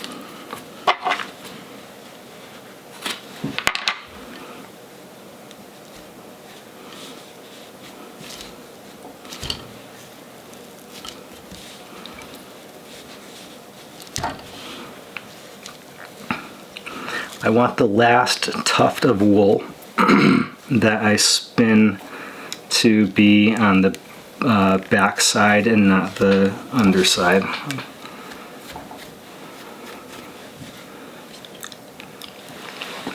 You were seeing some pretty aggressive tactics there of manipulating that wool onto the shank of the fly, but that's why I'm using the gel spun thread which has a really high breaking strength, which allows me to really reef on the thread. And it's also thin enough where for these wools and for this other material at the head I'm going to use, which is going to be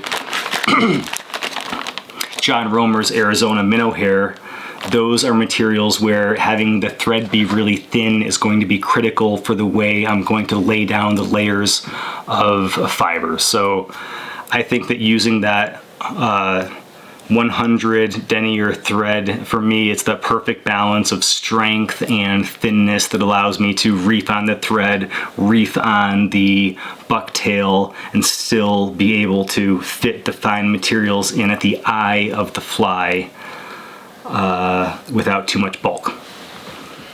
And this is also why I squeezed the eye of the fly earlier, because you'll see how close I'm going to end up working to the eye of the fly, and had I left that eye of the fly in a more bulbous shape, it would be forcing me further back, and it would be leaving more metal eye of the shank exposed when the fly is done. So those are the reasons why I did that and why I'm doing that. Okay, it's just gonna be a little bit more gray on the back, and then we'll move on to the minnow hair. That's all the wool I need.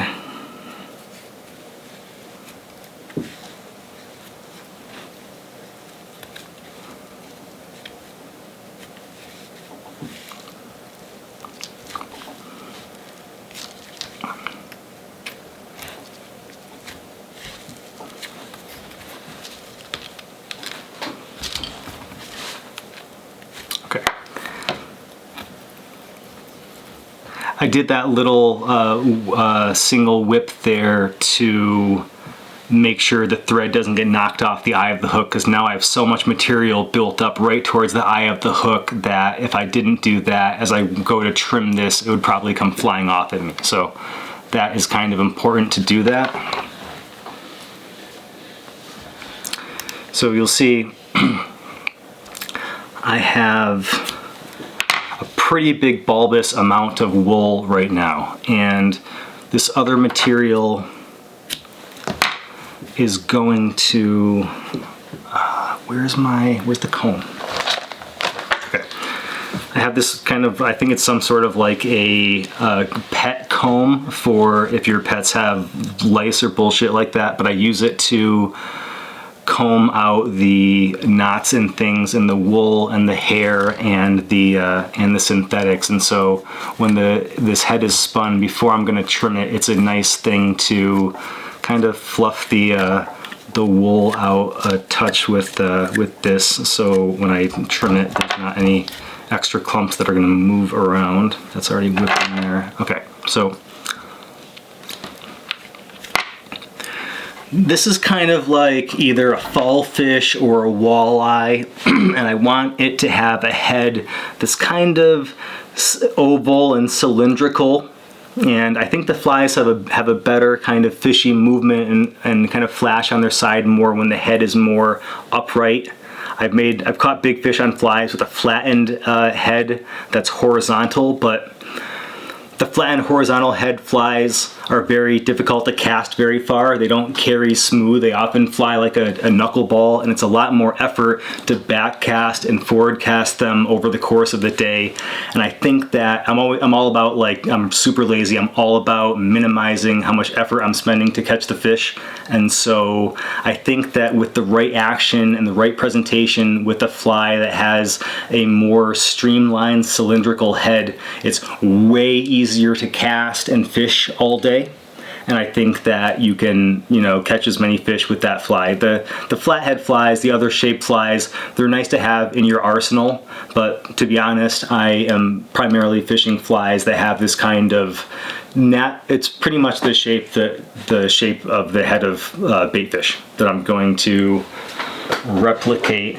And so you look at stuff in part of my private stock, you will see some different size heads from different flies. Like here's a really thin one, and you know, here's a fly that has like a much kind of bigger, wider profile, but they all are sharing that same sort of oval, symmetrical shape, and that's important to the action of the fly because the way that cylindrical, symmetrical, upright shape pushes against the water is what the muskies are used to feeling when something they're going to eat is holding or pushing through the water. It's like the matrix down there. Everything is connected and the fish can feel the way the water is pushed out of the way or not being pushed out of the way. It's something that's hard to fathom, but as I was just telling Dom, I have dreams where I'm a purebred muskie and I am holding in open water and I'm super smart and I can feel everything that's going on and there's like no way that I'm getting caught because my senses are so good. And just understanding that perspective of what it feels like to have a really big area of awareness of anything that's moving or vibrating and what they should feel like, what they shouldn't feel like, helps me get into the mode when I'm fishing and I'm fishing alone of how I want to present the fly in the water to try to target those really big fish. And for me, the biggest fish I've ever landed have all come when I'm alone and thinking about what the fly is doing relative to what a smart animal down there might be wanting to eat has everything to do with potentially catching like a trophy muskie or being able to do it season after season. So we have this wool here and I'm going to trim it to shape, but the more wool that I leave there when I cover it with material, the more water this is going to be able to absorb, and the heavier it's going to, the more water weight the fly is going to have in the water. And when the hydrophobic head pushes against the water, the more wool that's there, the heavier and the fly is going to, when I say heavier, the more thump, the bigger the fly is going to feel to the fish. With as they are, even in dirty water, as that fly is moving, when that fish is even within 10 feet or 8 feet of that fly, with the senses of the fish, they're very well aware of how much water and how erratic the movement is just by what it feels like following in that range. So I am going to trim probably about half of this wool. I'm going to it's like trimming a mother head or a Buford. I'm going to leave a pretty good poof. It doesn't have to be perfect because it's going to end up getting covered in stuff.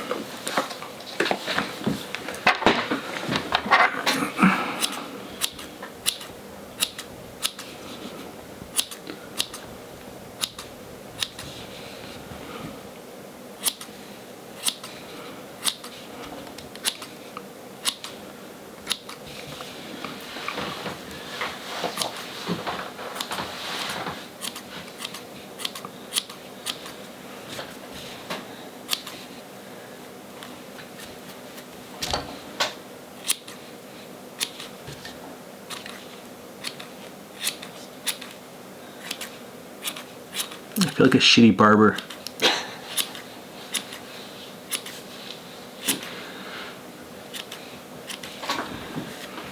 All right.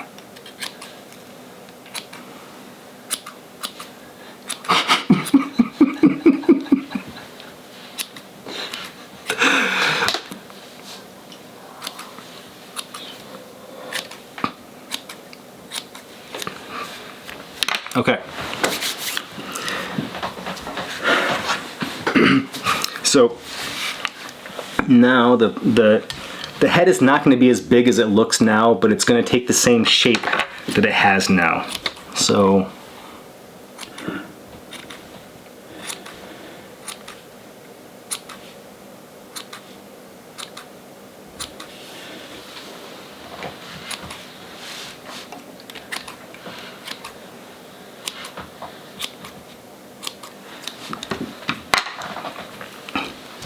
you'll see it looks like I've completely hidden the eye of the shank And this is the typical position I find myself in at this point in the fly. I want to be right up near the front of it to the point that it's hard to even start putting the synthetic materials down. But once you start creating the veil of the synthetic materials, it gets easier. So the hardest point is right now to put down these first materials. I'm going to look to the underside. And here we have, it's got a white throat, it's got some of those lime and lavender accents across the middle part of its body, but for the most part this is a lighter from the underside baitfish, like a walleye or a fall fish would be, with a little bit of kind of like color accents that make it look like a spicy looking one, perhaps, but still in the range of natural colors and a natural color fade, which is always the play. All right, so this material is Arizona minnow hair. It's kind of like a stringy nylon material that there's long strands of it. It's unique in a few aspects. It's hard for me to really do what I want to do with other things. Laser dub will do it, but it doesn't carry as long with the fibers, and so that is a little bit limiting in being able to create a nice long transitional shoulder from the wool head into the front middle part of the musky fly, because the water is going to push against that whole area. That's your water contact point, so that whole area, that the front area where the water is going to hit, is pretty crucial that it has that layer of glue that gives it that firmness and hydrophobicity that creates the vibration pattern in the water of the real food item.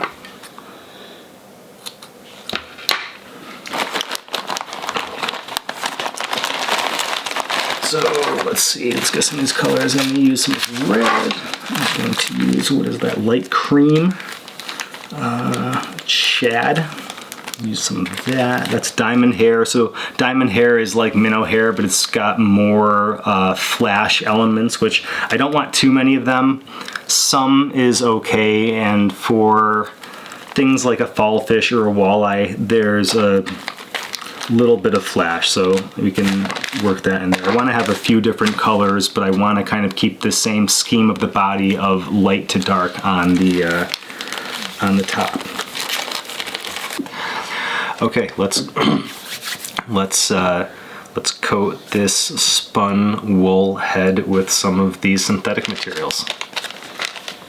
The goal here is I'm going to take these long, stringy synthetic materials and I'm going to create a complex web of nylon materials that's going to be a veil over the structure of this wool that I'm then going to press a glue down into, that the wool and these fibers are going to kind of get married together, and that is going to make the fly super durable in the head, as opposed to if there was just like a layer of glue on the outside and it wasn't structurally tied in with this wool. So this seems like it's going to be an absolute mission to put these materials over the head now, and it is, and there's a reason for it. So I'm starting out with light cream, and for me it doesn't really matter whether it's white or light cream, as long as it's a lighter colored synthetic material. There's a high degree of translucency to all those colors. I'm going to get like a fat tuft of it here, and I'm going to kind of spread it all out around the under half of the hook and push it back with my thumb in there, and then I'm going to spin that thread. And it's going to be a little bit tricky, but I'm going to tuck that down. Once this is the very hardest part of it, I'm going to do another wrap around it. Now I'm going to fold that all down, and this is where it helps to have this size thread. I'm going to do a couple wraps there.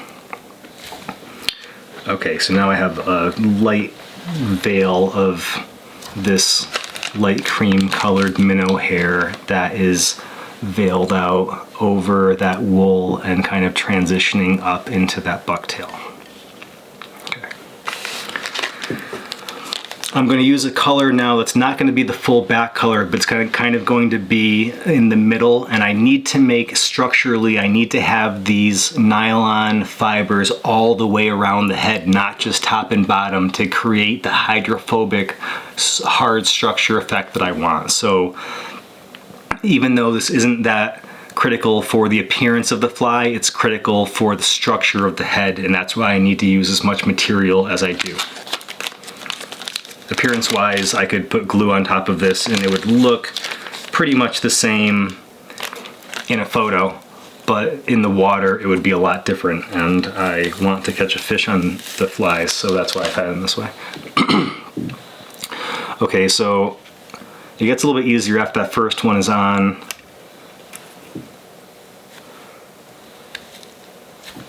So I'm going to take that material. I'm probably doing things that are really disorienting for the cameraman to move the vise around, and I'm not good with authority or with like people filming me as far as following directions. So if the video just went really out of focus, it's my fault and not Dom's. I mean, Dom is distracting me a lot here though.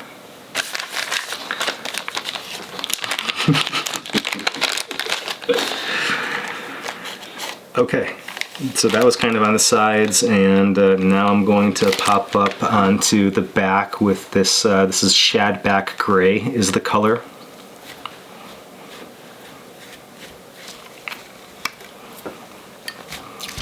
And so now I've got materials on the underside, on the middle, and on the back, and they all kind of overlap a little bit, and that overlap is critical to the structure.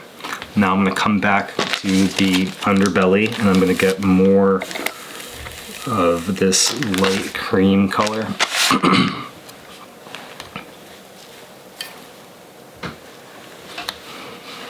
going to put on there like that.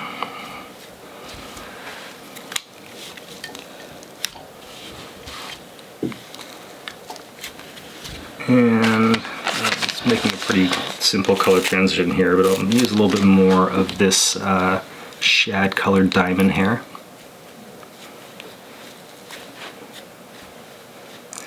And that's covering up that kind of middle area and the cheeks and sides of the head of the fly. And now I'm going to use more of this gray shadback color in the middle and top of the back.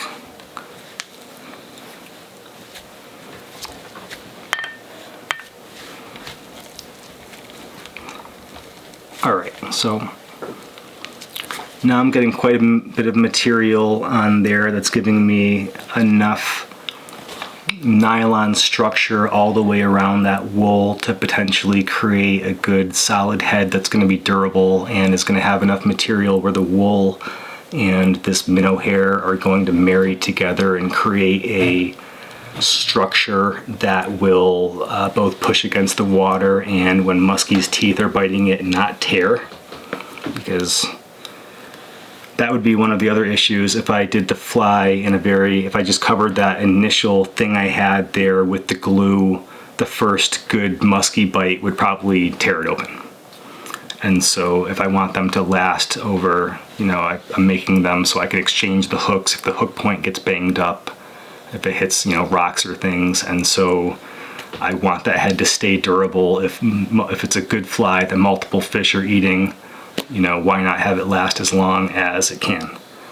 And when I've gone to having the flies have this jointed area in the back, which allows when the muskies always eat from below and behind. So when they eat it, the back easily folds out of the way, and it protects the feathers by having the feathers be able to fold out instead of being right in the crunch zone when the fish is eating the fly of where your hook is hooking the fish and where you have to unhook the fish. So since a couple of years ago I started fishing the flies this way, I have had minimal structural damage to the tails of the flies when the fish are eating them. It's more been the head is the weakest link of where when a lot of muskies and bigger fish are crunching the fly, where you might see rips and tears. And like example of that. These are some musky flies that have caught more than 5 muskies each on them, so they've all been banged around a lot. And so they've both lost some tail feathers, but you'll see flies will get cut in the head like that. And when you have like the teeth of a muskie and this is a musky tooth that was left in my boat after landing a fish. And so if you can imagine when you have a tooth that size that's, you know, going into your fly head, and, you know, so this fly has been cut open there.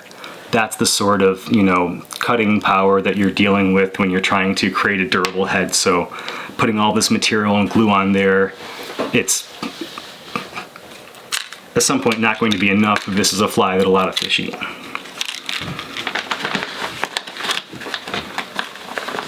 And that's why we retired the flies that have caught more than 5 muskies, because it's kind of abuse to force them to catch more than that.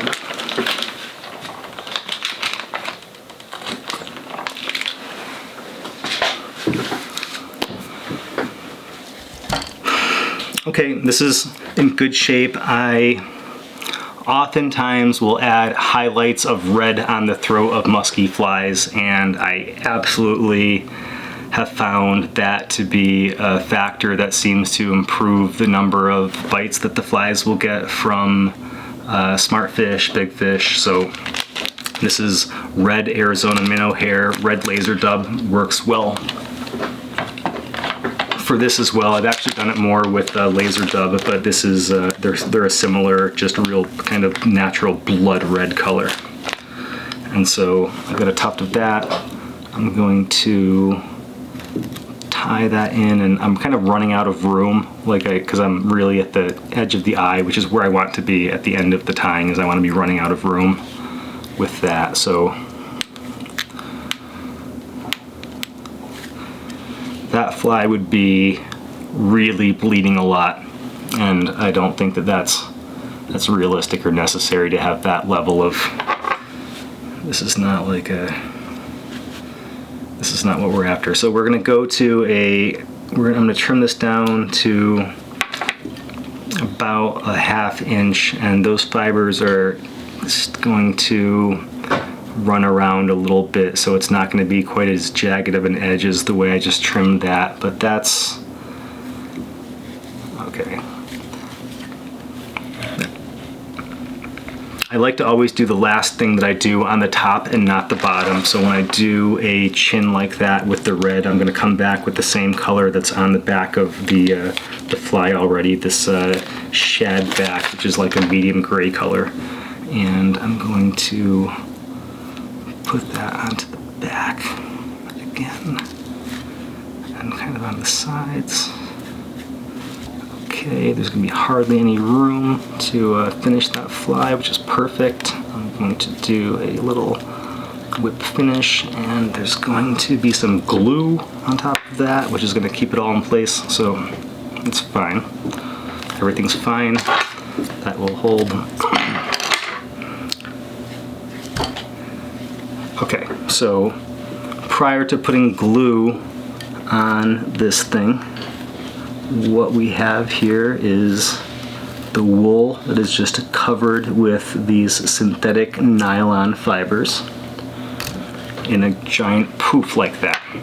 And keep in mind how big this is, because usually when you put the glue on these fibers, there's a certain amount of compression that's going to happen. So if you want a certain size head, it's going to compress about 40-50%, I would estimate. And I can force it to be more compressed if I really want it to be smaller by squeezing the glue into the head. And that also makes it a little bit more durable. But with the amount of material I have here, I intend for this to end up about half the size of what it looks like now. So I'm thinking, here's a fly with a kind of similar color scheme that I tied recently. That is, that's probably what we're going to end up with after we put glue on this. So that's the amount of compression that that's going to get. I'm moving my vise all over the place on the on Dom. So sorry, Dom. So Dom just asked me a question as I was looking to finish the fly, where he said there's no hook in the fly, and that's a legitimate question as far as how I'm going to catch anything without having a hook in the fly, and what sort of hook situation I like to use on the fly. After lots of extensive first-hand research, there is something that I prefer to do with the hooks, and I'm going to explain it, and it's going to sound like it's a bit overwrought and crazy, and it is. And so I'm not making any excuses for that. That's just the case. I have two different size split rings here. They're Spro number 2 and they're Spro number 3. I'm going to use both of them in the setup I'm going to have, because the size 2 split rings are really, I'm not going to use any descriptive expletive to describe them, but they're hard to open, would be the way I like to think about it. And the 3s are easier to open. So the 3s have a 50-pound test, the 2s have a 32-pound test. You can't vertically lift more than 32 pounds of pressure, no matter how big the muskie is. So I'm aware of what the break power of these is, and I think it's within the range of the biggest maximum size fish I'm hoping to ever catch, and I want my gear to catch that fish. These split rings are one of those critical links. They're strong enough to do that. These hooks, the Gamakatsu Finesse tournament grade hook, and these wire hooks.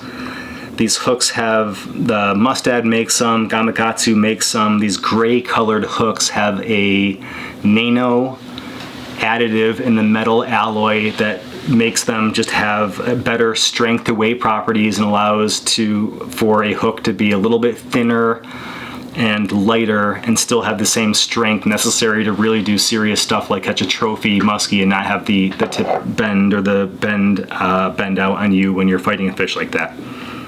So, and that's in the medium heavy configuration, because there's also a lighter version of this hook that is not as strong as I think it needs to be for muskie, and they look nearly the same when you buy them as a 1/0 treble hook, but the medium heavy is 50% heavier wire. That's the one you want. And this is the hook that the balance of my flies and the amount of metal in these split rings, that the balance of the foam is made to support.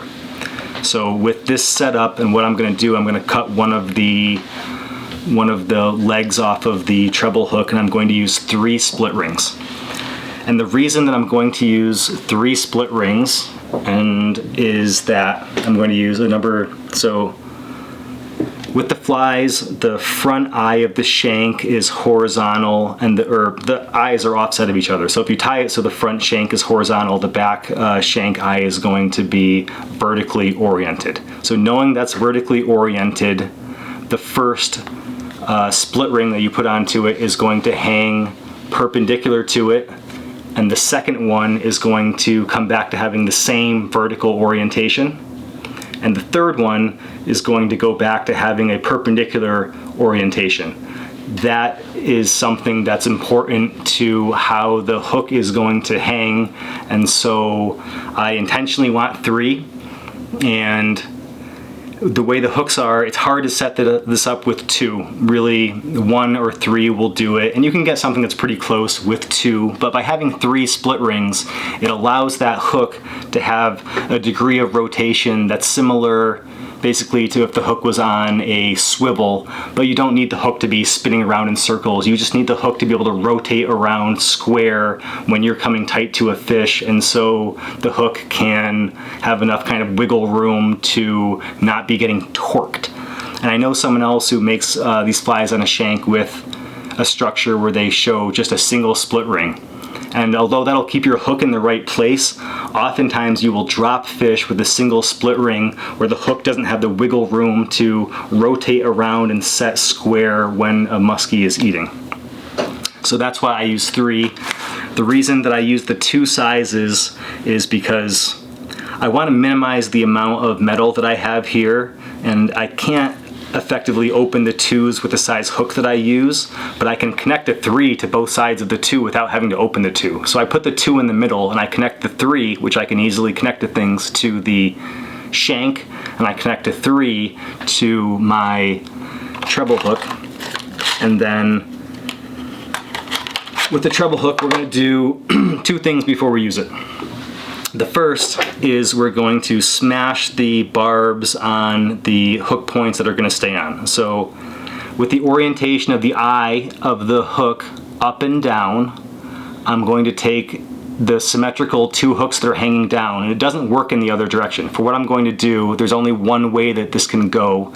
With the eye vertical, the 2 symmetrical hooks going down, I'm going to smash the barbs on these on the size 1 treble hook, and then I'm going to take my Knipex, I'm going to cut off this other hook. So let's see if we don't like have this launch and like put Dom's eye out here. I'll do it in the, in my hand so it doesn't hurt anybody, because I want you to be safe.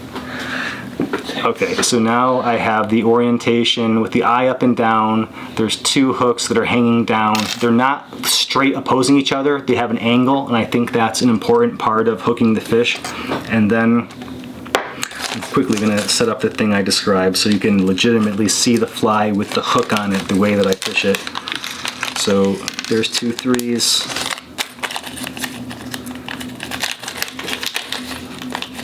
Here's a 2. I'm going to take these pliers, which makes this a little bit easier to do, and connect a 3 to a 2.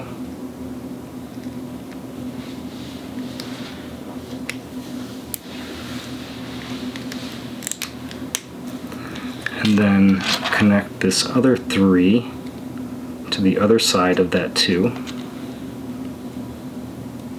And you could also use 3 3s, but using the 2 in the middle makes it a little bit lighter, and for me the amount of foam that I'm using is based on this, and it's not a huge difference, but when you're trying to make something have kind of a neutral buoyancy, just a little bit of difference when you're doing a really long pause with the fly can cause the fly to slowly tilt back if you have more weight than you have foam to balance. So if you have 3 of the size 3 split rings, you might need a little bit more foam, longer foam, or hanging out longer in order to get the balance with that setup. So there's the 3.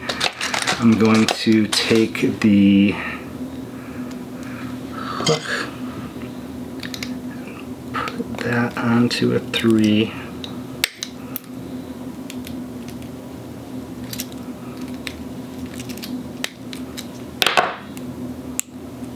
Okay, so now that hook is in orientation. I'll finish the rig, and then you can look at the orientation with the hook facing down. So now I'm going to put this onto the shank, and when I put it on the shank in the proper orientation, now this fly is going to have these hooks are going to, when the hook is free hanging as the fly is fishing, the hook is going to hang in such a way that the 2 active points left on that hook are facing down, and there's none that are up in the body of the fly. And what this does is, when a muskie bites a fly, which is oftentimes from below and behind, the muskie flattens down on the fly. And with those teeth that are like little daggers that will dig into the rubber head of the fly, as that muskie first squeezes down onto the fly and you feel the tension of the fish, you can't pull the fly forward as the fish has its mouth kind of squeezing, pressing down on the fly.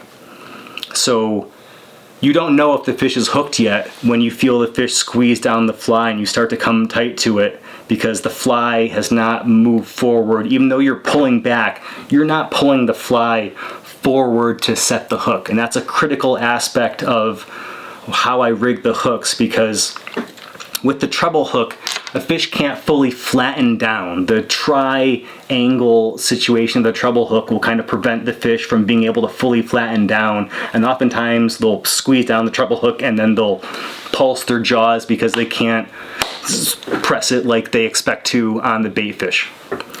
With the double hook, when a muskie eats the fly, it seems like they're able to fully flatten down, and they seem a lot more comfortable the way they hold the fly when they eat this hook setup compared to a treble hook.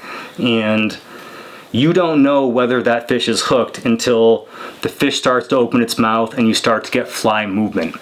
And that's why oftentimes people will drop a fish where they feel like, man, I felt like I had it, where they get the bite and the rod corks over, and for those moments where you start to pull on the fish where it's just holding the fly, it feels like you've got it for sure, and then the fish opens its mouth and starts to shake its head and the fly comes back at you. And so the moment when the fish starts to open up its mouth, and usually a muskie will overbite a fly, so it's well back into its mouth, and then as it starts to open up its mouth, the fly is going to start to come out. And as that happens, a hook setup like this, sort of like with a circle hook in salt water, is the vast majority of the time going to catch the fish in the inside corner of the mouth, depending on the angle that it's eating at.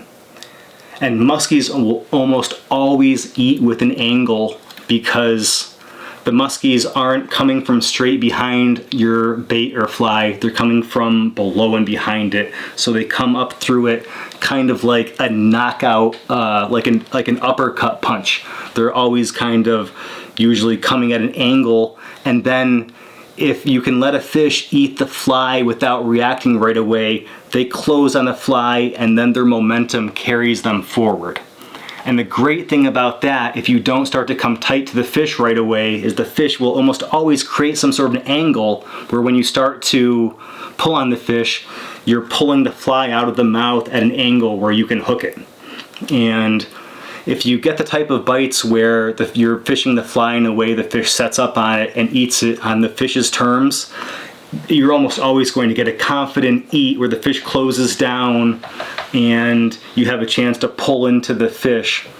And that's one of the benefits, I think, to getting those bites as opposed to getting bites that are right in your lap, because it's really hard when a fish eats a fly coming towards you where you can see it, for one thing, not to react right away and start to pull on the fly before the fish is really closed down on it. But even if you do, it's more difficult to create a good angle and be able to have room to really have a long strip set, especially if the fish is right in your lap and eats the fly, say, 2 feet from your rod tip. It can be difficult for you to pull back as far as you want to hook that fish in that moment. So there's a lot of things about those boat side eats that, although they're super exciting when they happen, if you want to catch a muskie or catch a big muskie, setting up the presentation that isn't looking for that boat side eat is really going to benefit you for hooking the fish and landing the fish. And so the other thing about this setup with the flattened 2-hook setup is the likelihood the fish gets stuck when it eats is really high, and the likelihood that when you get the fish in the net that it shakes the hook out is really high. This year, I've been on the water about 6-7 days since I started mid-October. I've landed 5 purebred muskies alone in my boat. Every single one of them that I netted, it shook the barbless hook within a few seconds of being in the net. There was 0 blood, no blood on the fish, no blood on me. I'm able to handle the fish where they're comfortable, relaxed. When the fish is bleeding, usually it's struggling. It's like not as happy being handled. So it's cool to be able to look at a nice purebred muskie in the big muskie nets where they're able to stay in the water, and having that single debarbed dual hook over the past couple years, it's been over 80% of the fish that I'm landing. I don't even have to use my forceps to get the fly out. The flies just consistently drop out of the fish. And one of the great things about that is I know there's some paranoia about people saying like, oh my God, what if a fish like eats a fly and something separates on your leader and the fish has a fly in it? I know with my rig, the fish will shake the fly out of its mouth in probably a few seconds. And because that's what happens as soon as the fly is off tension, you know, time after time that I see when catching the fish with those, you know, the 1/0 is a smaller hook with a smaller diameter, so there's kind of less metal that's in there, there's no barb, it's just there's not much in the fish. It holds them, it drops them. It's a really great system for one, being able to get penetration on the fish with that sharp 1/0 hook without getting that great of a hook set, depending on how the fish eats. It's far away and you can't get really heavy tension on it. That can bail you out to get to keep a hook in that fish that you might drop otherwise, because a lot of times they drop right when you get them in the net. Like, you barely have muskies hooked a lot of the times with the way they eat and all the teeth trying to pull the hook into them. So the smaller and sharper the hook, the better. And also with this system, you can change your hook out. So if you're pulling your fly around, you hook some logs or drag it through some rocks and you feel your hook and you're like, it's banged up. You can just take it off. You can, you know, carry it with you to throw it out, and you can put on a sharp new hook, because a package of premium hooks costs $8, but all the materials that go and time in the musky fly, there's a lot more, you know, stock and value in that we're putting into those flies. So why not always have a really sharp hook on your fly that enables you to have the best chance of coming tight and bagging that fish that eats your fly? That's my take on that. So let's go and cover the head of this fly with some glue. Okay, I've got some glue here. It's Goop Marine. This is a toxic glue that when it's drying, it gives off a chemical that you just do not want to be breathing as it's, and you don't want it to be in your house when it's doing that. And so we have changed locations here. Right now we're in my basement where I'm going to do this, and then I'm going to move the fly into, I'm going to put it in the bulkhead of my basement so it's getting outdoor airflow and the off-gassing that occurs when the chemicals, the toluene is the bad one in the goop, is drying. It's something you don't want to be breathing. So people, if you're going to be doing this, you need to know that you don't want to be breathing the vapors from it. And it's not as bad when it's first wet. It's when it starts to dry, it really starts to stink. Not that it's great to be doing it. You want to minimize when you're exposed to it, and also if you can have a little bit of airflow, that's good. You don't want, you know, I don't want airflow out to move the materials around too much, but right away here, we're gonna do this pretty quickly. And then I'll open up the windows down here in the basement. We won't breathe it too much, and that is how you should also treat glues like this. If you're going to use them, do it in a smart way. Now, these materials are kind of fluffy here on the head, and a lot of people that try to use this glue make a mess of their flies because it's a high viscosity sticky glue and it sticks to everything. I'm going to use an advanced tying technique where I stole a hair band from my girlfriend, and I'm going to use that to hold the fibers in place when I put the glue on here to create that professional effect that I'm looking for with the goop. So I'm going to kind of hold the fibers back. I'm going to make this head about 1.5 inches, 1.75 inches long. So I'm going to take this hair tie and I'm going to go over the fly a few times with it. So right now the materials are kind of loose. I'm moving all around, and I'm just going to warn you right now, Dom, don't breathe during the next few minutes while I have the glue out. I want it to be safe for you. So let's err on the side of you just not breathing at all.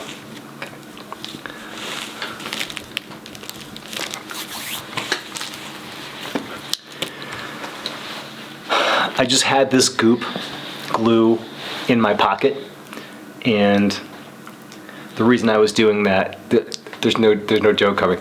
The reason I was doing that is because I wanted the temperature of the glue to be a little bit warmer, because it's a high viscosity glue, and the warmer the glue is, the easier it's going to flow. And it doesn't flow easily, but I want to force this first layer of the glue through the nylon materials and into the wool.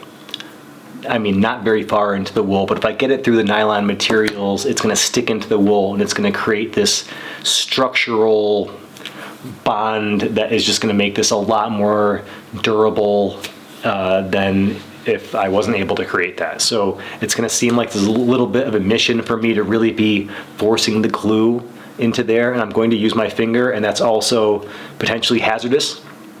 And I would suggest that you might want to use like a latex glove if you value your health while doing this. But it's good to be smart about that. And I can serve as a kind of a bad example if I serve as any example. So it is something that I probably should be using gloves, but I'm not, and it's not a smart play. Okay, so I'm going to unsheath my goop. I'm going to make sure it's flowing good. It's flowing good, and I'm going to put a band of it all the way around the fly. Okay, it's a mess. I want to make sure that I push it down over that red throat first to make sure that goes in the right place. And that's a bit aggressive with the red throat, but that's okay. Okay, so I want to get this first layer of glue pushed down through these materials all the way around the head. And as long as there's still some glue here that's liquid, I'm going to keep kind of pushing it down into the wool. And I'm moving it around. I'm using the rotary part of my vise to evenly kind of do the same thing all the way around, so it's getting a uniform layer of stuff. All right, there's one layer of glue there. I am trying to keep the sticky glue off my hands. I'm going to come back in here now and put another band of glue around the head. And do the same thing where I'm pushing it all the way back to Stephanie's hair tie. It's going through all of that wool that I spun, and then it's getting up onto the shoulder of where the material ramps up onto the bucktail. So this is where the magic happens with these heads, because you know, I'm putting a lot of like handling into it right now, but I can feel the glue kind of absorbing into the wool as I push it down there, and that's the thing that's going to make that head durable and also allow me to shape it. Once that glue gets into that wool, if I wanted to make this head flat or horizontal or more vertically oriented, I could do all of that. So now I've got 2 layers of glue on here. The fly has taken it in pretty good. It looks like at the head around that area where I want the most glue, it looks a little bit more dry. So I'm going to put just a little bit more right up around the tie point there.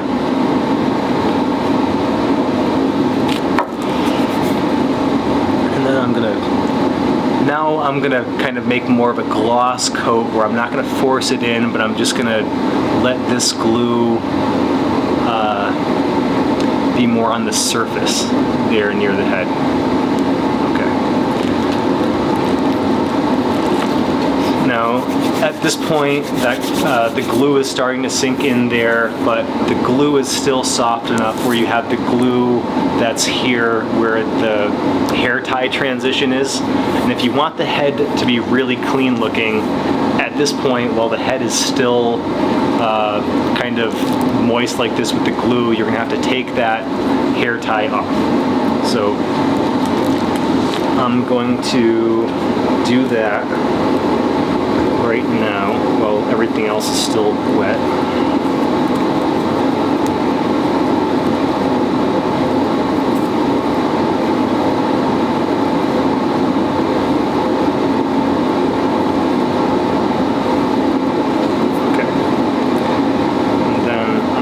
To put that back into place.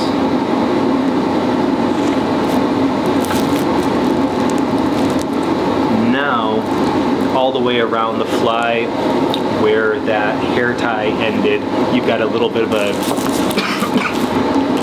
you've got a little bit of a gnarly area. And so right now, while it's still moist and liquid there, I'm going to go in and I'm going to pull the fibers back, and then I'm going to kind of just press down all of those edges. And I'm not going to spend too much time touching it, but what I just did there is going to have a lot to do with the appearance of how that transitions up onto the shoulder of the fly, and whether it's really rugged and messy or it's nice and clean. And when it's nice and clean, the fly is more smooth and streamlined for how it's going to move with its action, because all of that area is the area where the water is going to hit.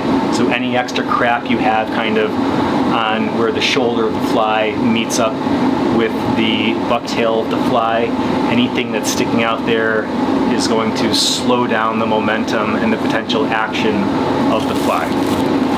Okay, so to make sure the fly kind of, right now I can touch this and it's not gonna ruin it, and so I can kind of push the glue into it a little bit more and make sure that it's kind of going to take this shape that I want, that's going to be more of an upright cylindrical oval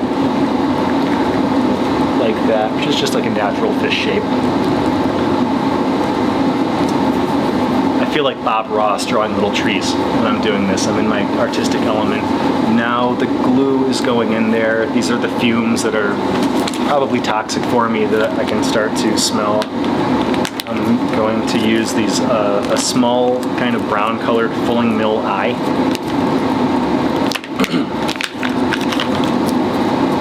And the way the muskies see the fly, they can't really see the eye, but this is just so the fly looks really fancy to all your friends. You are making one of these and you're like, yeah, I figured out how to do that thing with like the glue so it looks good. Then you want the eyes on there too. So I'm gonna put just these small eyes up here, happy little eyes on this musky fly. Okay, so there you've got the eyes. Now, to make that connection with these eyes really durable, I've got the perfect glue to do it here right in front of me already. So I'm going to do one more kind of coating layer of the goop here that's going to cover up the eyes, and it's not going to be as heavy as the first ones, but it is going to kind of be another full coating of glue going over those surfaces. Once it's already sucked up, it doesn't take as much to coat it as it does at first, so that's why you don't need as much glue there. Okay, so now it's got plenty of glue. It's in that nice cylindrical shape. That fly is going to have a nice glider water push. We've got the keel weight is in the right position. The foam is in the right position. It's got a nice about 8.5-inch profile, where at the back end you have those hackle tips that are all tapered, so it has a nice smooth transition of its shape profile, kind of from the back, from below, from the side. And so I don't need to touch this anymore. Right now I'm going to go ahead and hang it up here in the bulkhead so it's not drying here in the basement or in the house. And these have caught a lot of fish for me, and I hope that for the people that took the time to watch this and have tried to tie these flies in the past and kind of have gone at it on their own, I apologize for not making a video like this sooner. And I want to thank Dom from Fulling Mill for taking the time to put up with me and breathing these fumes right now to be doing this. So I'm going to let him cut this, and I'll go and I'll put this in a place where it can dry. And I appreciate the time. It's like 11:30 at night here in my basement, and so coming live from the corner of my basement, this is the Musky Commander jointed balanced shank fly that we're sharing with you.